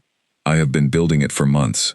She thought, I am not done yet, but I can feel what it's going to be. The week before the January dinner, one more thing happened. Small and large. She was walking home from the library on a Wednesday evening. The Christmas decorations were still up along the high street, the warm yellow strings of light, and the evening was cold and clear, and she was thinking about nothing in particular, just moving through the familiar town. She passed a woman sitting on the low wall near the post office. She was young, 20-something, in a coat that was not quite warm enough, looking at her phone, with the specific expression of someone who has received news they were not ready for. Naomi stopped. She did not know this woman. She could not tell what was wrong, and did not want to assume. But she stood there for a moment, the way she always did, before deciding. Then she said, simply, "Are you all right?" The woman looked up. She was surprised. the particular surprise of someone who expected to be invisible. "I'm okay," she said automatically. Naomi nodded once. "I'll take your word for it," she said, "but I'm going to stand here for a moment anyway, if that's all right, in case okay becomes something less." The woman looked at her. Then, unexpectedly, she laughed. A short, watery sound, surprised out of her. "I just got some bad news," she said. "I'm sorry," Naomi said. They stood there for a few minutes. The woman talked a little, nothing personal, just the surface of the thing, enough to let some of the pressure out. Naomi listened. She did not offer advice. She did not pretend to know what the right thing was. She just stood there in the cold beside a stranger, and was present with her for a few minutes. When the woman said she should get going and thanked her, Naomi said, "Take care of yourself." She walked home. She did not think much about it. It was the kind of thing she did, had always done, the reflex of someone who paid attention. It was not remarkable to her. It was just ordinary. She did not know then that someone else walking down that street had seen the exchange, someone who knew who she was. She would find out later, but that was later. Tonight she went home and fed George and Harold and made dinner and called her mother and read 50 pages of a very good book. She went to bed at 10:30. She slept better than she had in years. The photograph appeared on a Thursday morning. Naomi was at her desk in the library, opening the first box of returned books, when Colin came in from the back holding his phone, with the expression people wear when they have seen something they are not sure how to bring up. "Have you looked at your phone today?" he said. "Not since I got in," she said. "Why?" He showed her the screen. It was a photograph, not a clear one, clearly taken from a distance, through a long lens, slightly blurred at the edges, the way photographs are when someone is trying not to be noticed. It showed a woman in a midnight blue dress walking toward the entrance of a large, well-lit building. Beside her, half a step behind, and turned slightly toward her, was a man in a dark suit. His face was partially visible, but unmistakable to anyone who had seen his face in a newspaper. The headline above it read, "Alpha King's Mystery Woman. Who is she?" Naomi looked at the photograph for a long moment. The charity dinner had been 3 days earlier. She had known, going in, that it was a public event. She had known there might be photographers. Damien had warned her. She had said she understood, and she had meant it.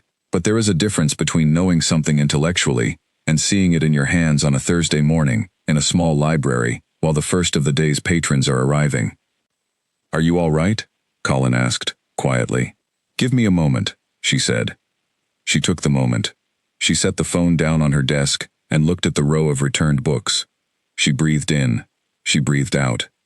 She picked up the top book, a children's novel with a worn spine and someone's name written inside the front cover in pencil, and she put it on the trolley for reshelving.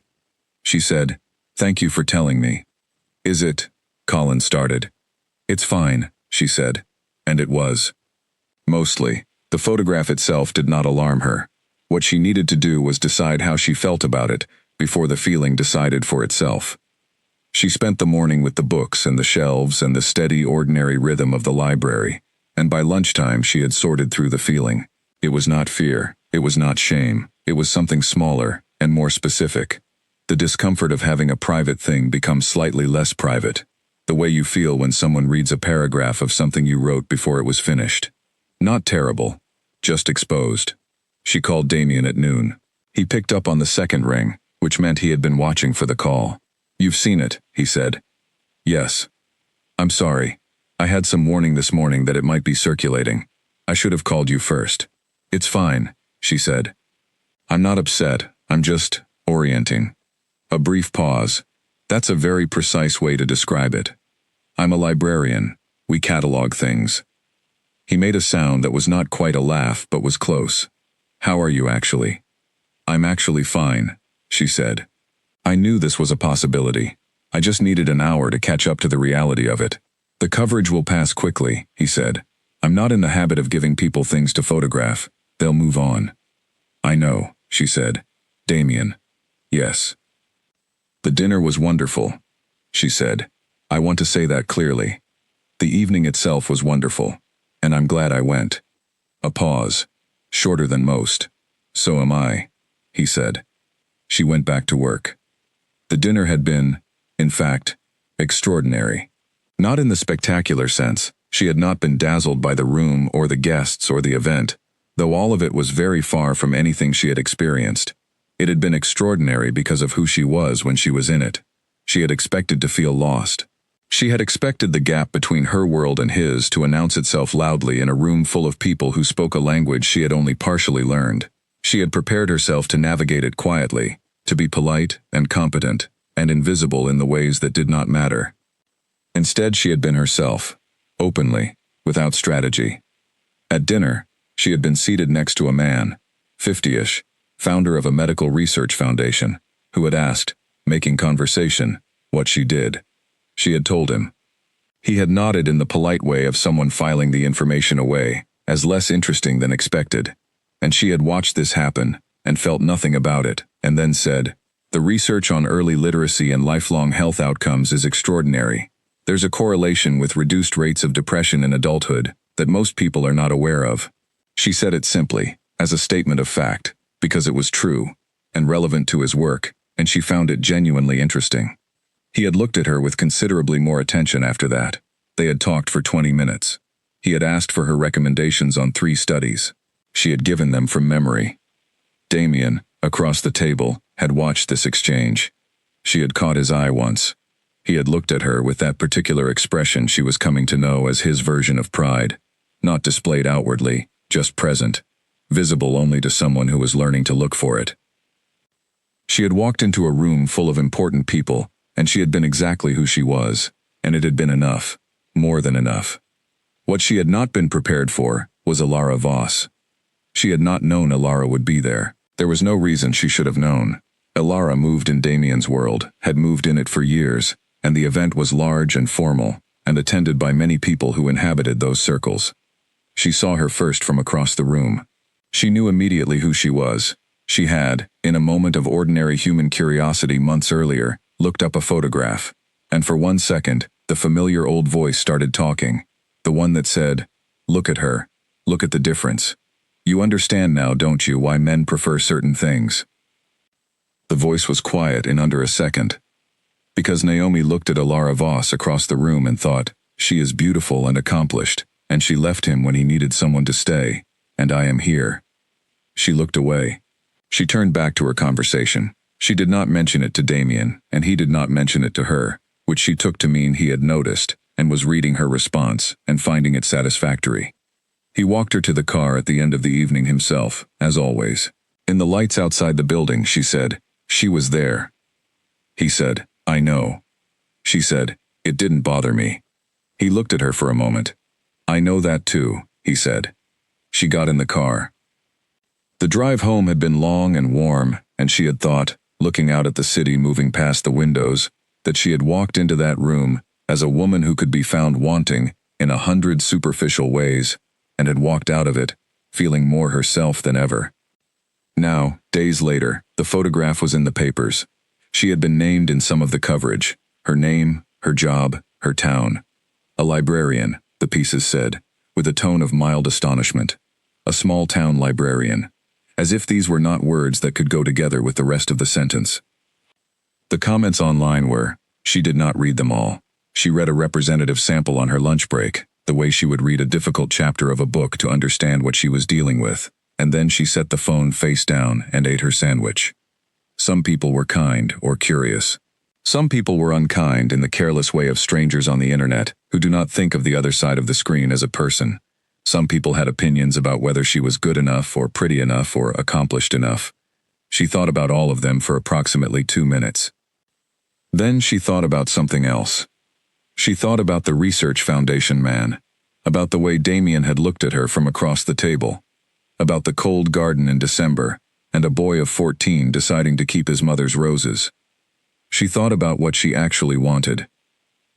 She thought, the comments are from people who looked at a blurry photograph and decided they understood everything about me. That has nothing to do with who I am. She went back to work. She helped a retired teacher find the new translation of a novel she had always loved. She helped a 10-year-old boy find a book about beetles, because he had a school project, and also because he loved beetles specifically.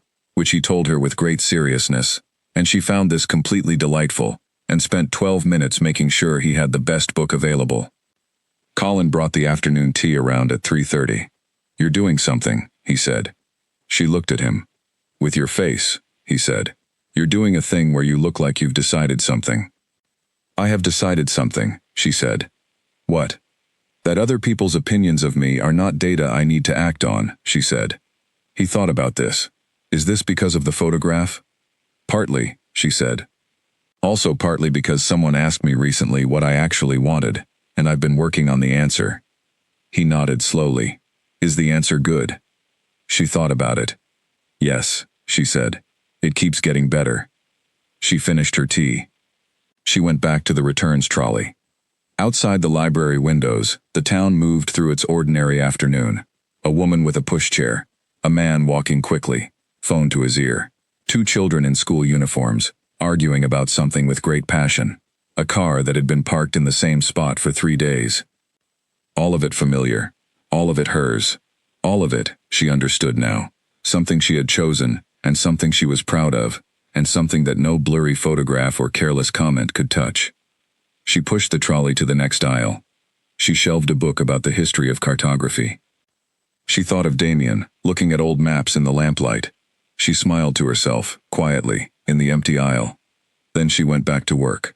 The coverage did not pass as quickly as Damien had predicted. A follow-up piece appeared on Saturday, this one a longer profile, pieced together from public records and local sources, mapping the outlines of Naomi's life, with the slightly breathless tone that coverage of private people tends to take when it is not quite sure what it has found. It described her job, her neighborhood, her educational background. It noted, with evident surprise, that she did not appear to have any significant public profile of any kind, no social media presence worth noting, no connection to Damien's world in any traceable way.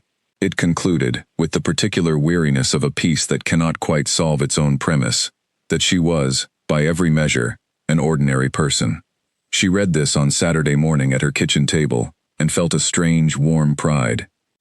Ordinary, in this context, meant real, unperformed, not constructed for public consumption. She had not spent her life building a visible version of herself, because she had been too busy living an actual one. Damien called that afternoon. He was unhappy about the coverage, not on his behalf but on hers, and she could hear it under the composed surface of his voice, the particular tightness of a man who controls a great many things, and cannot control this one. "It's fine," she told him. "It's intrusive." "Yes, and it will pass, and it will have been a minor inconvenience, in a very good period of my life, and I'm choosing to weigh it that way." A pause. "You're more tolerant of this than you should have to be." "I'm practical about it," she said. "There's a difference. I didn't walk into your world thinking it came without complications." "What would you need," he said, "to feel more protected from this?" She thought about the question carefully, because he had asked it carefully. "Nothing you don't already give me," she said, "which is honesty and respect, and the knowledge that you consider how things affect me before you do them." Another pause. Longer. "I'm not used to people not wanting something," he said. "I want plenty," she said. "Just nothing you haven't already offered." She heard something in the silence that followed, that she recognized as the sound of a very controlled man, finding it difficult to hold on to his usual composure. "Saturday," he said. "Saturday," she agreed. She put the phone down and looked at George and Harold, and thought about how strange and good it was to say true things to a person who listened. What came next was harder. She had not been expecting it. She had been expecting the coverage to fade, and it did, slowly, and she had been expecting the world to return to its ordinary shape, and for the Saturdays to continue, and for the thing between them to keep deepening in the quiet, deliberate way it had been doing. What she had not been expecting was her own interior. It happened the way these things do, not all at once, but in accumulation. She would be shelving books and catch herself thinking about him, and then immediately, reflexively, find some reason to doubt. She would be walking home and feel glad, and then feel afraid of the gladness. She would have a good conversation with him on the phone, and hang up, and then sit with the dial tone humming in the air and think, what happens when this ends? Because somewhere underneath all the steadiness she had built, underneath the quiet certainty and the clear-eyed practicality, and the new version of herself that she was genuinely proud of, there was still the old voice. Not loud, not persistent, just present, like something that had lived in the walls for long enough to be part of the structure. "You've been here before," the voice said. "You've been certain before. You've been chosen before and then unchosen. Owen said you were great and then chose Priya. Colin said you were like a sister. Patrick needed a spark. And what did you do each time? You said you understood. You went home and sat on the floor. You named your houseplants." She did not say this to Grace, because Grace would immediately argue, and she did not want to be argued out of it. She needed to sit with it first, to acknowledge that it was there. She had learned that ignoring hard feelings did not make them leave. It made them go underground, where they could do more damage undetected. She sat with it for a week. She let it say everything it wanted to say, which was, at root, "You are afraid. You are afraid that you have built something real and it will be taken from you. You are afraid that he will look at you one day and recalculate. You are afraid that you are still the woman who is almost right." She listened to all of it, and then she did something she had not done before. She did not talk herself out of it. She did not argue with it. She simply asked it a question. She said, to herself, quietly, on a Tuesday evening in January with George and Harold on the windowsill, "If you knew for certain that this would end, would you still want it?" She sat with the question. She thought about the library and the estate. The garden in December, the car rides and the phone calls and the firelight, and the specific quality of being seen by someone who saw everything. She thought about what she had said to him on the 7th Saturday. "I want to stop being the person things happen to, and start being the person who decides." She thought about the answer she was still building, the real life she was choosing, the version of herself that had emerged from these months, not as someone transformed by love into something new, but as someone clarified, sharpened, returned to themselves. She thought, would I still want it? Yes, she thought, obviously yes. Even if it cost me something, even if it did not last forever, I would still want it. Because it is real, and it is good, and it is mine. She thought. Then the fear is not a reason to change course. She thought, the fear is just fear. It is not information. It is just the weight of previous damage, doing what damage does, trying to prevent the next wound by preventing the next risk. She thought, I am not going to let it. She decided that on a Tuesday evening in January, alone in her apartment, without telling anyone, without needing anyone to confirm it. She decided it for herself, by herself, because she was the person who decided things now. She got up and made her tea, and read her book, and went to bed. The fear did not go away entirely, but it moved to the edges of things, where it belonged, where she could see it without letting it drive. Saturday was 3 days away. She was going. She was always going. She had been at the library for 6 years. She knew every section, every aisle, every shelf. She knew the particular way the light came through the east windows in the morning, and the particular quiet of the reference section on Tuesday afternoons, when almost no one came in, and she could hear the clock on the wall, and the occasional distant sound of the high street outside. She had applied for the head librarian position on a Monday in the middle of January. She did not tell anyone before she did it. Not Grace, not Damien, not her mother. She simply sat at her desk one morning, opened the application, filled it in carefully and truthfully, and submitted it. Then she went and helped a woman find the right audiobook for her elderly father who had just lost his sight. The position had been posted before, twice in the 3 years she had been qualified for it. Both times, she had looked at the application and found some reason it was not the right moment. She was still learning the collection. She was not sure she was ready for the management side. The other candidates would be stronger. She had other priorities. These reasons had been, as she now understood, a very well-organized collection of fear dressed up as practicality. She had submitted the application at 9:14 on a Monday morning. It had taken her 40 minutes, which was fast, because the true reason she had never applied was not that the application was difficult, but that making herself visible as someone who wanted something, as someone who believed she was worth the thing she wanted, had always felt like the preparation for a particular kind of fall. She had submitted it anyway. She told Damien that Saturday. They were in the garden room, the one with the low ceiling and the window seat, and she had been talking about the library, and she said, simply, I applied for the head librarian position this week. He looked at her. You hadn't before, he said. It was not a question. He knew her well enough now. No, she said. What changed? She looked at the window. The January outside was cold and gray, and entirely honest about it. I stopped letting fear be a reason, she said. He was quiet for a moment. Then he said, good. Just that. Not a performance of enthusiasm. Not questions about her chances, or the competition, or what it would mean practically. Just good.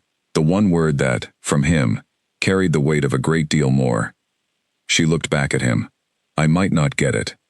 You might not, he agreed. That's allowed to be the outcome, she said. Yes, he said. The point was the deciding. She nodded. He had understood exactly. Without explanation. Without her having to map it out. He had understood the precise thing she meant. The point was the deciding, not the result. The act of saying, I am someone who goes for this. They moved on to other things, but she kept returning to that moment later. The rightness of being understood, without the labor of explanation. How rare it was. How good it felt. Not to be managed or reassured, or carefully optimistic on her behalf. Just met. Eye to eye. Exactly where she was. She had a question that had been sitting with her for a week, tucked to the side while she processed the photograph and the comments, and the fear that had moved to the edges. She had decided to ask it that evening. She asked it near the end of the night, when they had eaten and talked and the fire had settled and the room was its usual warm, quiet, truthful self. She said, What happens with Alara? He looked at her with complete attention. She's been in contact, Naomi said. Not accusingly, just naming the thing. I know she was at the dinner. I know your worlds overlap. I am not asking because I'm afraid. She paused. I'm asking because I want to know, and we're people who tell each other things. A moment of quiet. He looked at the fire, then back at her. She reached out after the coverage appeared, he said. She said she wanted to talk. Did you? No, he said. Why not? He was quiet for a moment, gathering something. Because there is nothing to say, he said. What there was between us is finished, in a way that isn't about unresolved feeling. It's finished, because the moment she left, I understood exactly who she was, in a situation that revealed character. And nothing in the years since has changed that understanding. He paused. I am not angry with her. I'm not anything with her. She is someone who was in my life during one period and is no longer. And her reaching out now, at this particular time, is something I understand clearly and have no interest in. Naomi looked at him. You understood it immediately. Yes. You didn't need time to decide. No, he said. I had already decided. Months ago. Before you, actually. I had been decided for years. The reaching out is her response to the photograph, not something prior to it. She looked at the fire for a moment, then back at him. Thank you for telling me. You asked, he said, and we are people who tell each other things. He repeated it back to her, her own words, which she had not expected, and which, because of who he was, and how rarely he softened things, meant more than it would have from someone else. She said, yes, we are. The phone call came on a Thursday afternoon in early February. She was between tasks when her mobile rang. She looked at the screen, the library's main administrative number, which was odd, as she was inside the library at the time. But the call was rerouted from the system, which meant it was formal. She answered. It was the Regional Library Board's chair.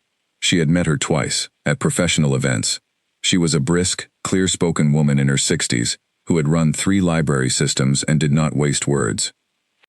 She said, Miss Wells, I'm calling about the head librarian application. Naomi stood up straighter, not consciously, just the automatic response of her body to something important arriving. Yes, she said.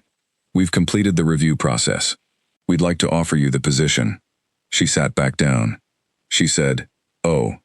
A pause on the other end. The chair was clearly not a woman who received oh as a response to job offers and was not quite sure what to do with it. Are you able to accept the offer, Miss Wells? Yes, Naomi said, more clearly. Yes, absolutely. I accept. Thank you. She put the phone down. She sat at her desk for one moment, very still. Then she picked up a book from the nearest pile and held it and thought. I have been here 6 years. I have built something in this room. I applied for the thing I wanted, and I got it. She thought. This is what it feels like when the point is the deciding, and the result also comes. She told Colin first, because he was right there, and she could not hold it for the 30 seconds it would take to find her phone. He looked at her face and said, "You got it. I got it." He smiled a large, genuine, uncomplicated smile that was one of the things she liked most about him. "That is exactly right," he said. "That is exactly correct. Congratulations, Naomi." She called Grace from the bathroom, where she had gone to have the reaction privately, because the reaction turned out to be larger than she expected.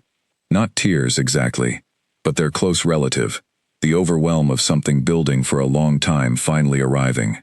6 years. 3 applications she had not submitted, the version of herself who had looked at this job and decided she was not yet the person for it. She was the person for it. She had been the person for it for a long time. "You got it," Grace said, very quietly, when Naomi told her. "I got it."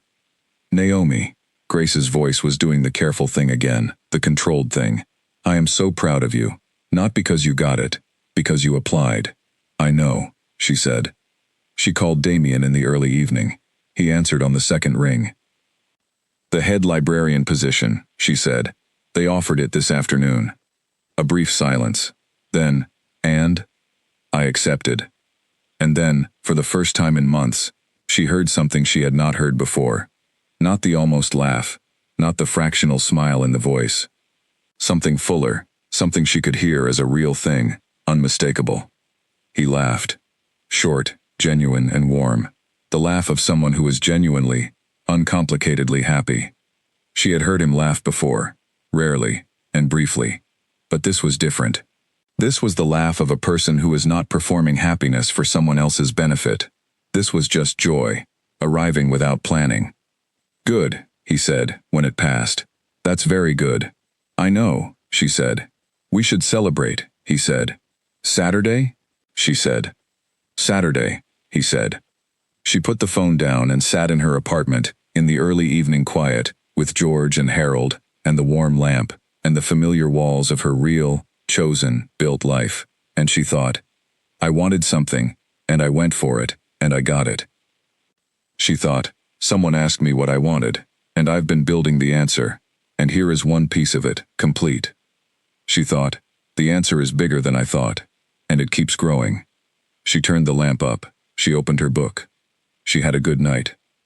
Saturday came with the first real suggestion of spring. Not warm yet, but lighter. The quality of air had changed. Something looser in it, something coming.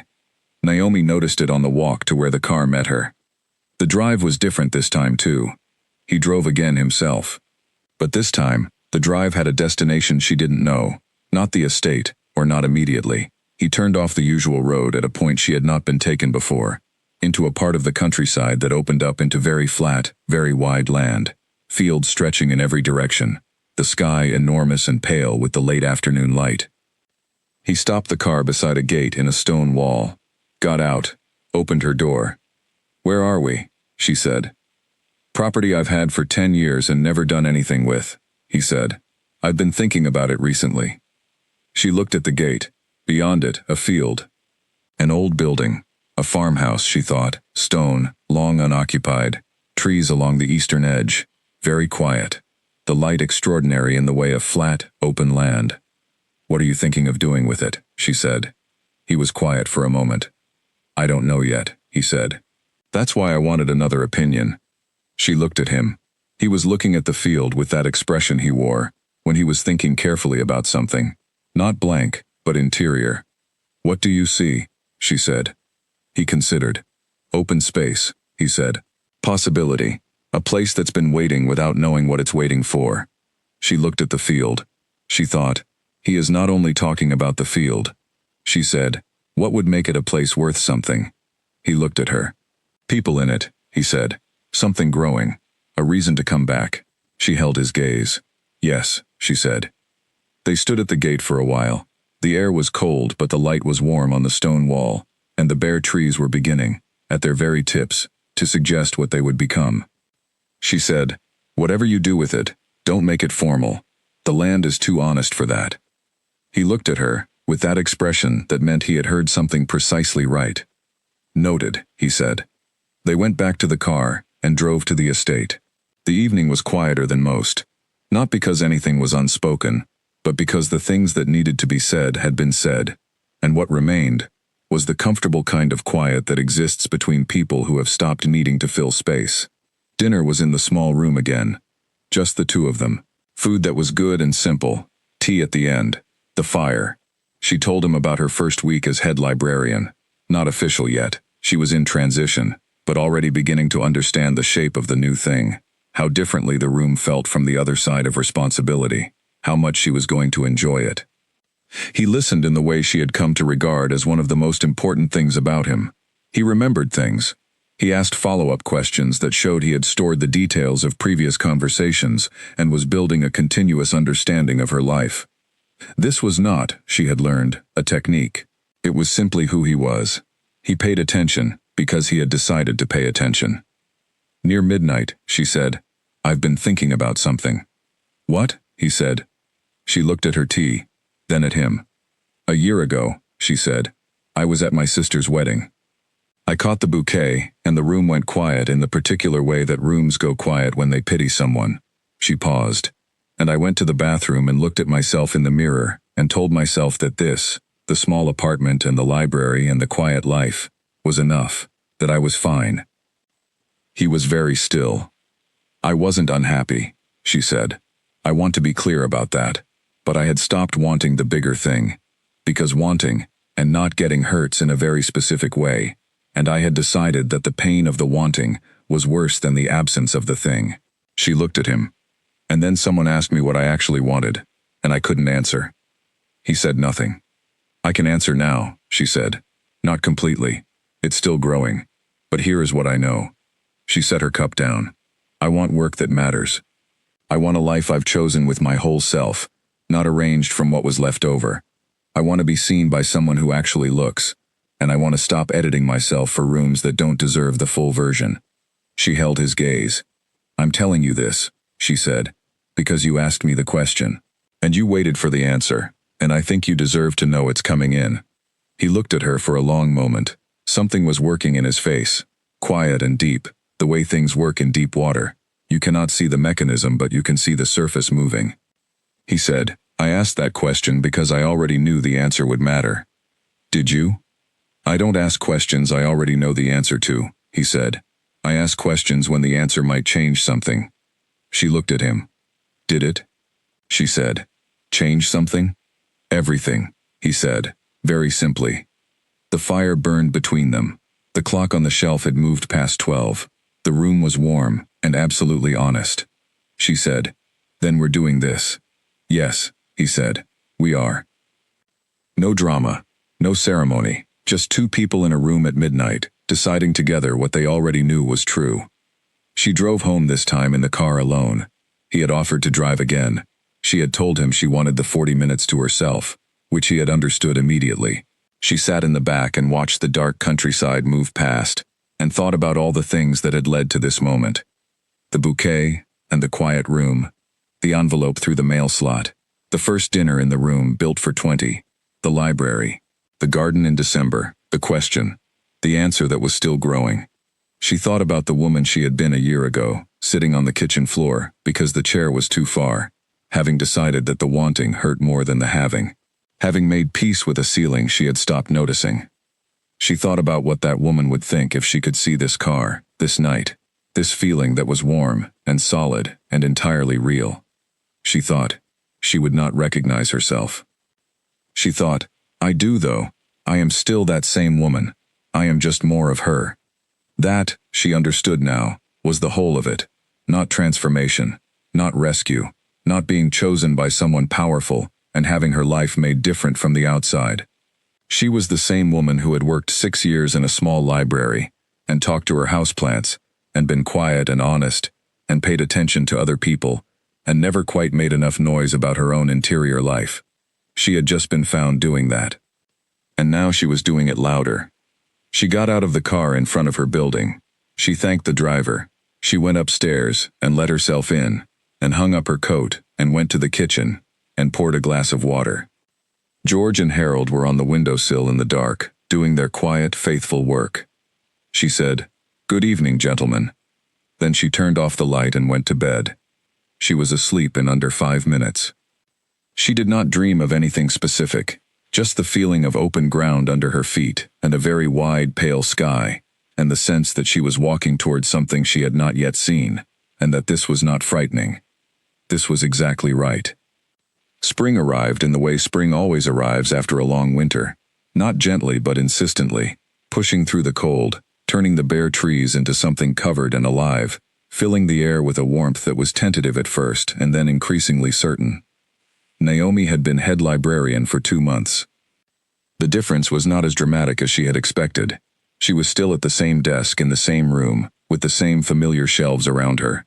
But the room felt different from where she now sat in it. She made decisions now, about acquisitions, about programs, about the small and medium and occasionally large things that kept the library running. She had submitted a budget proposal that was, by any reasonable measure, ambitious, and the regional board had approved most of it, which Colin said was unprecedented in his memory, and which she received with genuine satisfaction.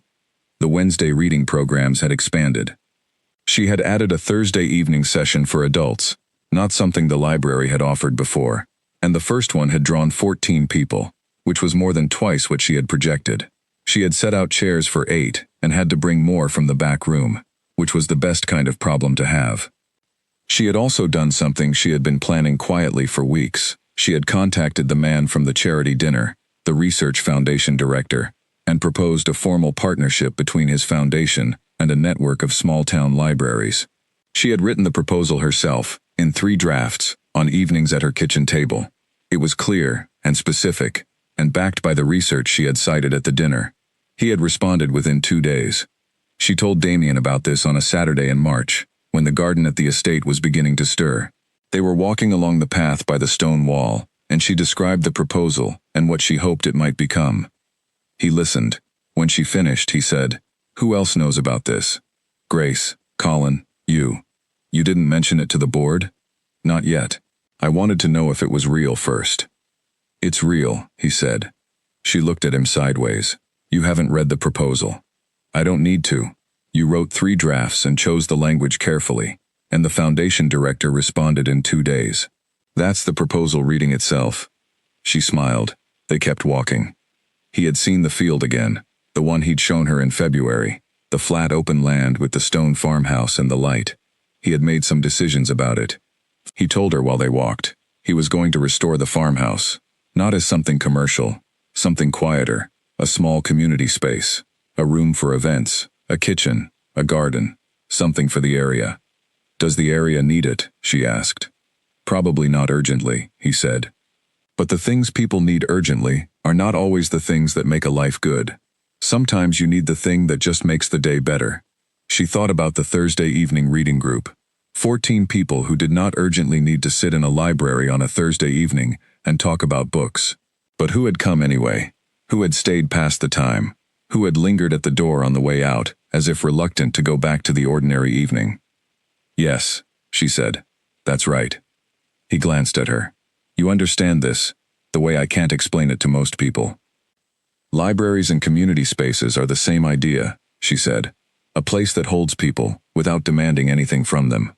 He was quiet for a moment, then, "I want you to see the plans." "For the farmhouse?" "Yes." A pause. "I value your view." She looked at him. She understood this for what it was, not a request for expertise, which she did not have in construction or property development, a request for her, specifically, for the way she saw things, for the part of her that understood what made a space feel like it wanted to be inhabited. "I'd like that," she said. They reached the end of the garden path and turned back. The roses on the far wall were budding, small, tight, determined things, red even before they opened. She said, "Your mother's." He looked at the wall. "Every year," he said. She thought about the boy of 14 who had decided to keep the garden, who had gone into his father's office and sat in his father's chair and built something enormous, alone, without anyone to tell when he was afraid. She thought, "I am glad he is not alone anymore." She did not say this out loud. She filed it somewhere important and let the garden be what it was. The question of what they were, the actual definition of the thing, the word for it, had not been resolved with ceremony. Neither of them were people who needed ceremony. It had simply become what it was, through accumulated Saturdays and phone calls and evenings and honest conversations, through the charity dinner and the garden in winter and the field in February, and the question that had changed the entire shape of things. People who knew Damien, or knew of him, understood something had changed. Marcus, who was not a man who offered personal observations, said on a Monday morning in March simply, "You seem different." Damien looked at him. In what way? Marcus considered. Less like a man who has been in a room alone for a very long time. He said nothing to this, but he did not argue. Naomi's mother called on a Sunday evening in April. Their usual calls had been settled affairs for years. An hour, catch-up, tea, good night. This one went longer. Her mother asked, with more directness than usual, about Damien. She had seen the photograph back in January, had asked no questions at the time, had been patient in the particular way of a woman who is very curious and very disciplined about it. "Tell me honestly," her mother said, "is this good for you?" Naomi thought about the question. Her mother was asking the right one. Not, is he impressive, or, is he successful, or even, do you love him? Is this good for you? Does this particular thing make you better, fuller, more yourself? "Yes," Naomi said. "It's the most good for me that anything has been in a long time." Her mother was quiet for a moment. Then she said, "He waited for you to answer, didn't he?" Naomi blinked. "How did you know?" "Because you've been different since around November," her mother said. "And whatever happened in November was the thing that opened you back up. And the thing that opens a person up is almost always being asked a real question and given time to answer it." Naomi sat with this. "Yes," she said. "He waited." Her mother made a sound that was simple and warm. "Good," she said. "That's a good man." Naomi and Grace had a tradition of meeting on the last Saturday of the month for lunch.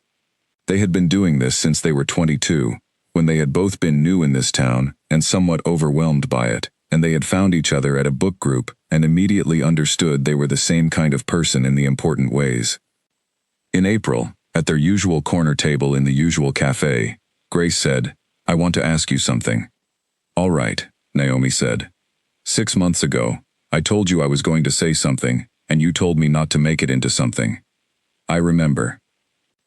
And I told you that you looked like someone who had been smiled at, and then I said I could see that he made you more yourself, and you said, quote, 'Come and have tea,' which was your way of asking me to leave it alone." Naomi raised an eyebrow. "Accurate. What's the question?" "I just want you to say it," Grace said, "out loud. I'm not asking for a speech. I'm not asking for a significant moment. I just want to hear you say the true thing about how you feel, in plain language, without qualifications.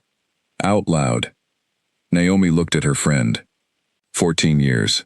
The book group and the bad apartments and the jobs that were fine but not quite right, and the years of Sundays and ordinary Tuesdays, and hard weeks and good ones. She said, "I love him." Grace nodded. "Once. Does he know?" She said. "Not those words," Naomi said. "But yes." Grace picked up her cup. She looked out the window at the April street, the people moving through the mild afternoon, the trees on the corner with their new green. "Good," she said. That was all. It was enough. They finished their lunch. They talked about other things, the reading program and the foundation proposal, and a book they had both read and disagreed about, which was one of their favorite things, the new place on the corner, Grace's job and the situation with her colleague, and what Naomi thought she should do, which they discussed at length. Ordinary things, good things. On the walk home, alone, Naomi thought about what she had said. She had not planned to say it. Grace had asked, and the answer had come out immediately, without hesitation, without the internal negotiation she might have expected from herself. Just true, just clear, just there. She had loved people before, in the tentative, hoping way that does not quite trust itself. What she felt for Damien was different in texture. It was quieter, and more certain, and it did not frighten her. She loved who she was around him.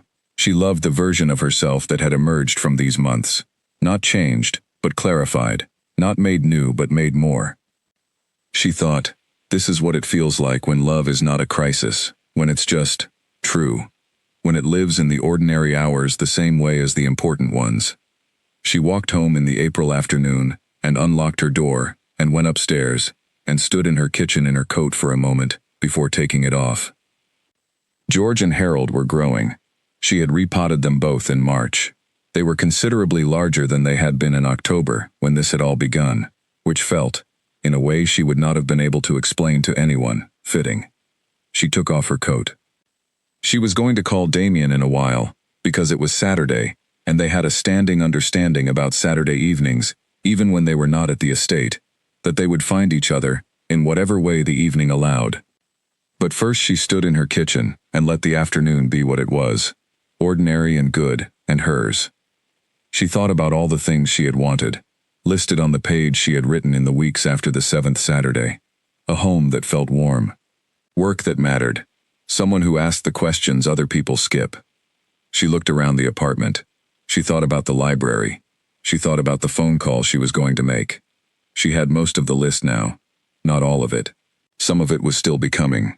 But she could see the shape of it clearly, and it was the shape of a real, full, chosen life. She had started building it the moment she sat in that study and heard the question, and realized she could not answer it. She was still building. She was very glad to still be building. The afternoon light was coming through the window in the particular way it did in April, warm and at the right angle, turning the kitchen golden. George and Harold were green and faithful on their sill. She made tea. She sat down at her table. She was exactly where she was supposed to be. She had another conversation with Damien that evening. He called at 7, as he usually did, when they were not at the estate. She was still at the kitchen table, the tea long cold, a book open in front of her, that she had not been reading. "What are you doing?" he said. "Not reading," she said, looking at a book while thinking. "About?" She paused. "About the list I wrote, back in November, after the 7th Saturday." He was quiet for a moment. He knew about the list. She had told him about it, not shared the specifics, but told him she had made one. The things she actually wanted, written down for the first time in years. "How is it doing?" he said. "Well," she said, "better than I expected." "What's left?" She thought about this. "Some things I can't name yet," she said, "which means they're still becoming." "That's all right," he said. "I know," she said. "I'm not worried about the parts that are still becoming. I've learned to trust the becoming." He said nothing for a moment. She could hear the quality of his silence, not empty, but full, the way his silences always were. Then he said, "You're different than you were in October." "More?" "More," he said. "More of the thing you already were." She smiled. She had used almost exactly those words to herself on the walk home. She had not told him that. He had arrived at the same place without being told, which was, she thought, one of the clearest definitions of what it meant to be truly known by someone. "You're different too," she said. "Am I?" "Yes. You laugh more." A pause. Marcus said something similar. Marcus is a perceptive man. He is, he agreed. He is also, on this particular subject, insufferably pleased with himself. She laughed. He made the sound she had come to love. Not quite a laugh, but its close cousin, warm and unguarded. They talked for another hour. About nothing and everything, in the way of two people for whom conversation is not a performance but a continuous act of building something together. When she went to bed that night, she lay in the dark for a while as she sometimes did, not thinking exactly, just being. Present in the quiet room, listening to the small sounds of the building and the street below. She thought about the October morning she had found the envelope on her floor, the thick cream paper, the embossed A in wax, the card with its 3 sentences and its Saturday. She had almost not gone. She thought about that, the version of herself who might have decided it was a mistake, or a joke, or simply not worth the risk. The version who had been sitting at the bottom of one too many closed doors, and had learned to protect herself from them by not approaching new ones. She was glad she had gone. She was glad she had put on the dark green dress, and gotten in the car, and sat down in the room built for 20, and said, when he told her she was exactly who he expected, that she was not sure what that meant. She was glad she had been herself, precisely and only, without adjustment. She had spent years believing the problem was her, that there was something lacking in her that made her consistently unchosen. She had been kind about it, to herself and others. She had not been bitter, but she had believed it. She did not believe it anymore. She had been found, not built into something useful, not transformed into something more suitable. Found, as she was, doing an ordinary thing, by someone who was looking for exactly that. She had been asked a question that had no quick answer. She had started building the answer. She was still building it. And it was, at this point in the building, already extraordinary. She closed her eyes. The room was warm. The spring night outside was quiet. She was not afraid. That too was new. Not the absence of fear exactly, but the fact that it was in its right place. A passenger, not the driver. A voice she could hear, but did not have to follow. She had decided that in January, alone at her kitchen table. She had kept the decision every day since. She slept, deeply and without difficulty, the way she had been sleeping since sometime in the autumn, when something in her had let go of what it had been holding. Outside, the April night moved toward morning. Inside, George and Harold continued their quiet, faithful, entirely reliable existence on the windowsill.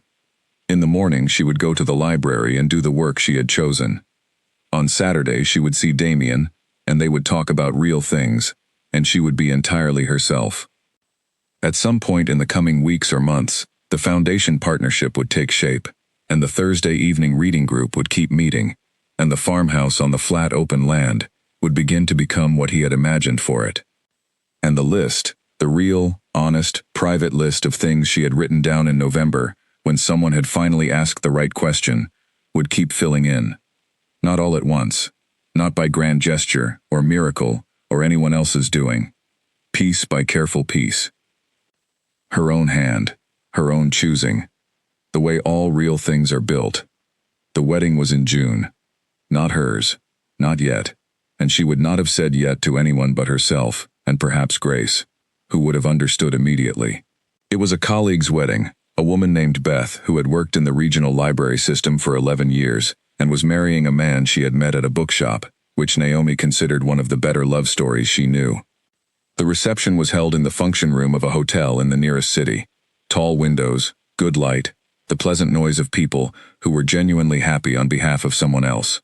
Naomi had come with Grace. She was wearing the midnight blue dress, which she had worn twice now, and intended to wear many more times, because she had decided she was going to stop saving things. The evening was good. She liked Beth genuinely. She danced once, with Grace, in the way of two women who have been friends long enough to dance together without self-consciousness. She ate well. She talked to people she did not often see. She laughed several times, fully, without monitoring the sound. Near 9, Beth called for the bouquet. Naomi did not try to catch it. She was standing at the edge of the assembled crowd, holding her glass, smiling for Beth, genuinely glad to be there. The bouquet went up in a high arc, turning slowly, and came down, directly, unerringly, inevitably, into her hands. For 1 second, the room noise dipped. The same quality of quiet she had felt at her sister's wedding, the same gathering of eyes. She looked up. And found, across the room, because he had arrived, as he sometimes arrived at things she expected to be at alone, quietly and without announcement, driven by that particular version of want that he expressed not in words but in showing up, Damien Ashford, standing near the door in a dark suit, looking at her with complete attention. He was smiling. Not the small surprise smile she had come to love, not the fractional warmth of early evenings in November. A real one, quiet and unhurried and unmistakably glad. The room went back to its usual noise within a second or two. People found other things to look at. Grace appeared at Naomi's elbow and said something that Naomi did not hear, because she was still looking across the room, at the man who was looking back at her. She held up the bouquet slightly. A small acknowledgement. Not ridiculous, not performed. Just, this happened again. He tilted his head slightly, almost imperceptibly. His smile did not leave. Something in his eyes that she knew now as the deepest version of the warmth he carried, the kind that existed all the way down, not just at the surface. She walked toward him. The room moved around them as she crossed it. She was aware of it, the way you are aware of background music. It was there, but it was not what mattered. She passed tables and people, and the brightness of the June evening coming through the tall windows, and she walked until she was standing in front of him. He looked at her. "You came," she said. "You said you'd be here," he said. Simple as that. She had mentioned it. He had come. She looked at him for a moment, the bouquet in one hand, the room going on around them, the summer evening outside the windows. Then she said, because she was someone who said the real thing, "I love you." She had not planned the moment. She had not chosen the setting. She had simply been standing there with a bouquet, and a full heart, and a man who had driven himself to a colleague's wedding, because she had said she'd be there, and the words had arrived the way true things arrive, without asking permission, without waiting for the right time. He looked at her for a long moment. The composed, dark-eyed face she had been learning for months. She watched it do the thing she had come to know, the surface still, and underneath it, everything. He said, "I know." She raised an eyebrow. "I've known," he said, "for some time." "And?" she said. "And I love you," he said, "which I also should have said some time ago." She looked at him.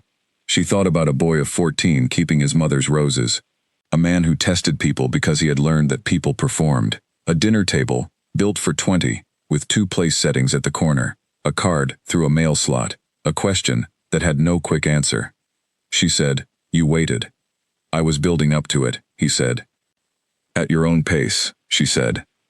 "At my own pace," he agreed. She thought about all the times she had made herself smaller, all the men who had chosen elsewhere, all the patience she had mistaken for resignation, all the ceilings she had stopped noticing. She looked at Damien Ashford and thought, I was not waiting for this, specifically. I was building something, and this found me, while I was building.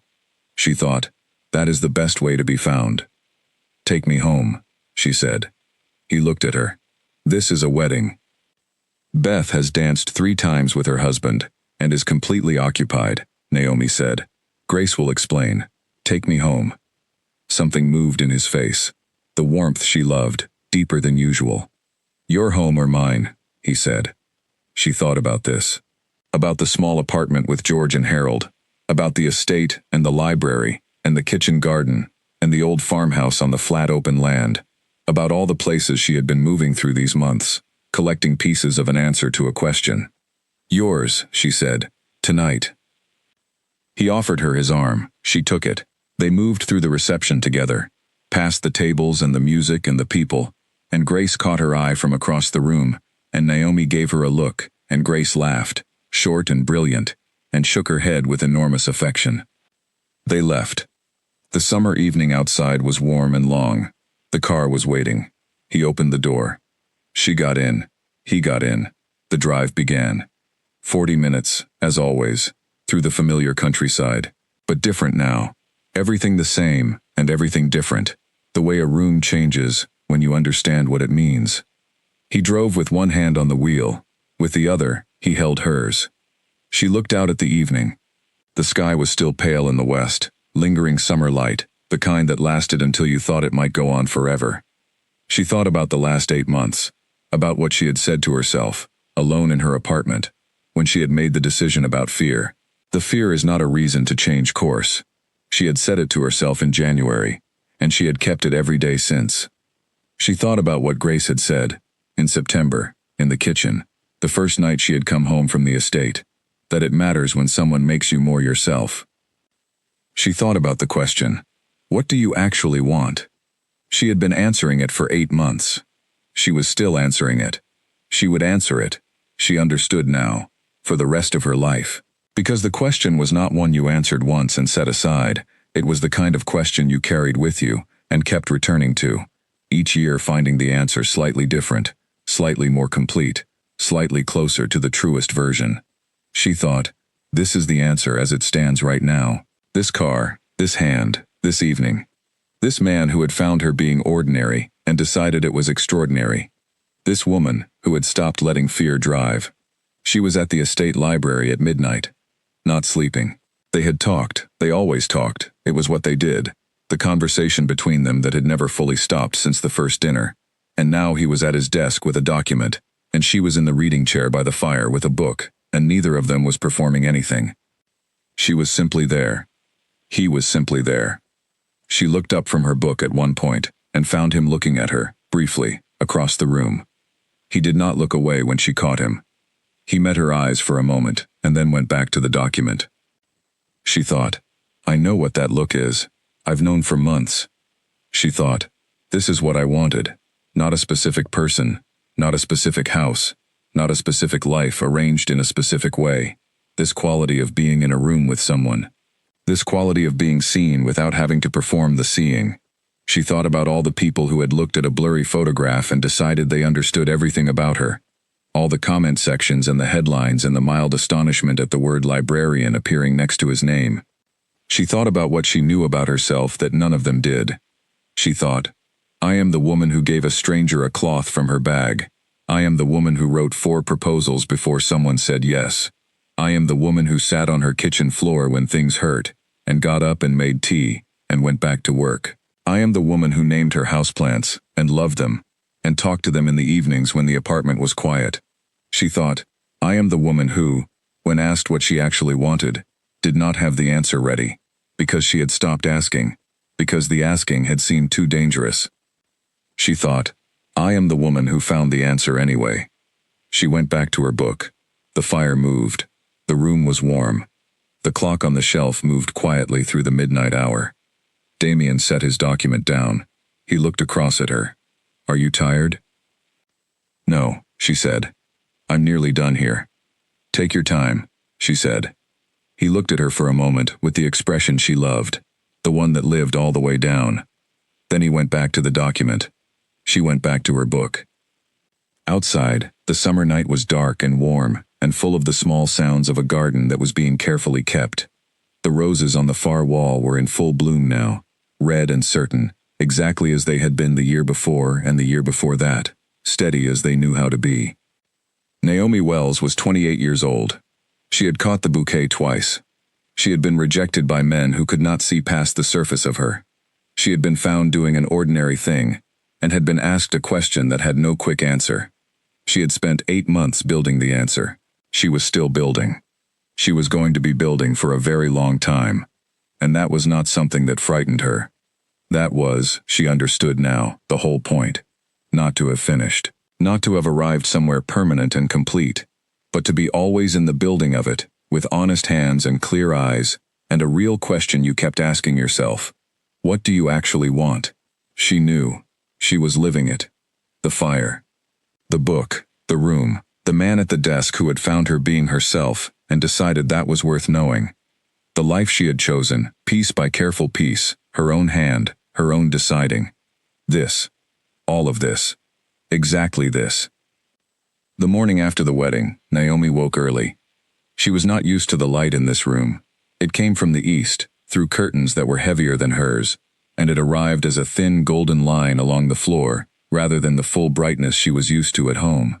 But she was awake and calm and clear, the way she always woke now, and the room around her was the library guest room of the Ashford estate, and it smelled of old books and summer, and the faint wood smoke remnant of last night's fire in the adjoining room. She lay still for a while. She listened. She could hear, distantly, the sound of the kitchen garden. Not sound exactly, nothing so loud, but the sense of it, the presence of something cared for and alive just outside. She thought about a year ago, in very specific, clean detail. The morning after her sister's wedding, she had woken in her apartment with George and Harold on the windowsill, and a dull weight in her chest that she had told herself was fine, that she was fine, that a person could be fine without being full. She had made tea. She had gone to work. She had helped 7 different people find 7 different books, and she had done it well, and with genuine care. And then she had come home to an ordinary evening, in an ordinary apartment, and told herself again, firmly, that she was fine. She had not been lying. She had been fine. But she had been fine the way a library is fine, when it has no readers. The structure is correct. Everything is in its place. The potential is there, enormous and real. But the room is quiet. She got up carefully, and found her shoes and her coat, and let herself out of the room quietly. Down the corridor, past the main library, she glanced in at it as she passed, the chairs still as she had left them last night, the fire ash-gray and cold now, the books on their shelves in their patient rows, and through the kitchen, and out the back door into the garden. The morning was early enough that the light was still pale and low. The air was cool for June, damp with dew. The kitchen garden was green and dense and smelling of herbs and earth and the particular aliveness of growing things. She walked to the stone wall. The roses were open. Full now, nothing held back, red in the early light. She stood in front of them and looked at them for a long time without doing anything. She thought about a woman she had never met, Damien's mother, who had designed this garden and put these roses here and died when her son was 14.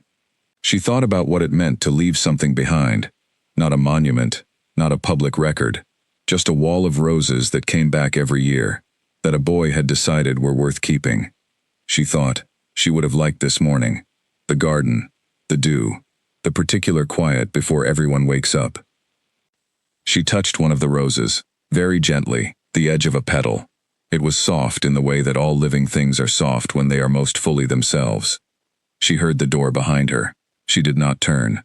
She knew his footsteps now, the particular weight and rhythm. She had learned them in the estate hallways and along the garden paths and on the stone floors of rooms she was beginning to know as well as her own. He came and stood beside her. He was in a shirt without a jacket, which meant he had just woken. He was holding 2 cups of tea. He gave her one. She took it. They stood together at the wall of roses in the early June morning, and neither of them said anything for a while, because there was nothing that needed to be said that wasn't already being said by simply being there. She thought about the question. She thought about it often, not with anxiety anymore, but with a kind of grateful attention. What do you actually want? She had answered it in pieces. The work, the promotion, the programs, the partnership with the foundation, which was now formally agreed and would launch in September, beginning with 4 libraries, and expanding from there. She had answered it in the Thursday evening reading group, and the child who loved beetles, and the woman on the wall near the post office, and all the small, ordinary, faithful acts of attention that made up her actual life. She had answered it in this man beside her, in the 8 months of Saturdays and phone calls and honest conversations, and the particular quality of being seen by someone who had chosen, carefully and deliberately, to see her. She had answered it in herself, in the version of herself who had been clarified by all of this, not made new, not transformed. Clarified. The way a photograph clarifies when it is developed in the right solution, and the thing that was always there becomes visible. She had always been this person. She had simply been waiting, without knowing she was waiting, for the conditions that would let her be visible to herself. She thought, I do not believe in the idea of a person who saves you. I believe in the idea of a person who asks the right question, and then stays while you find the answer. He had done that.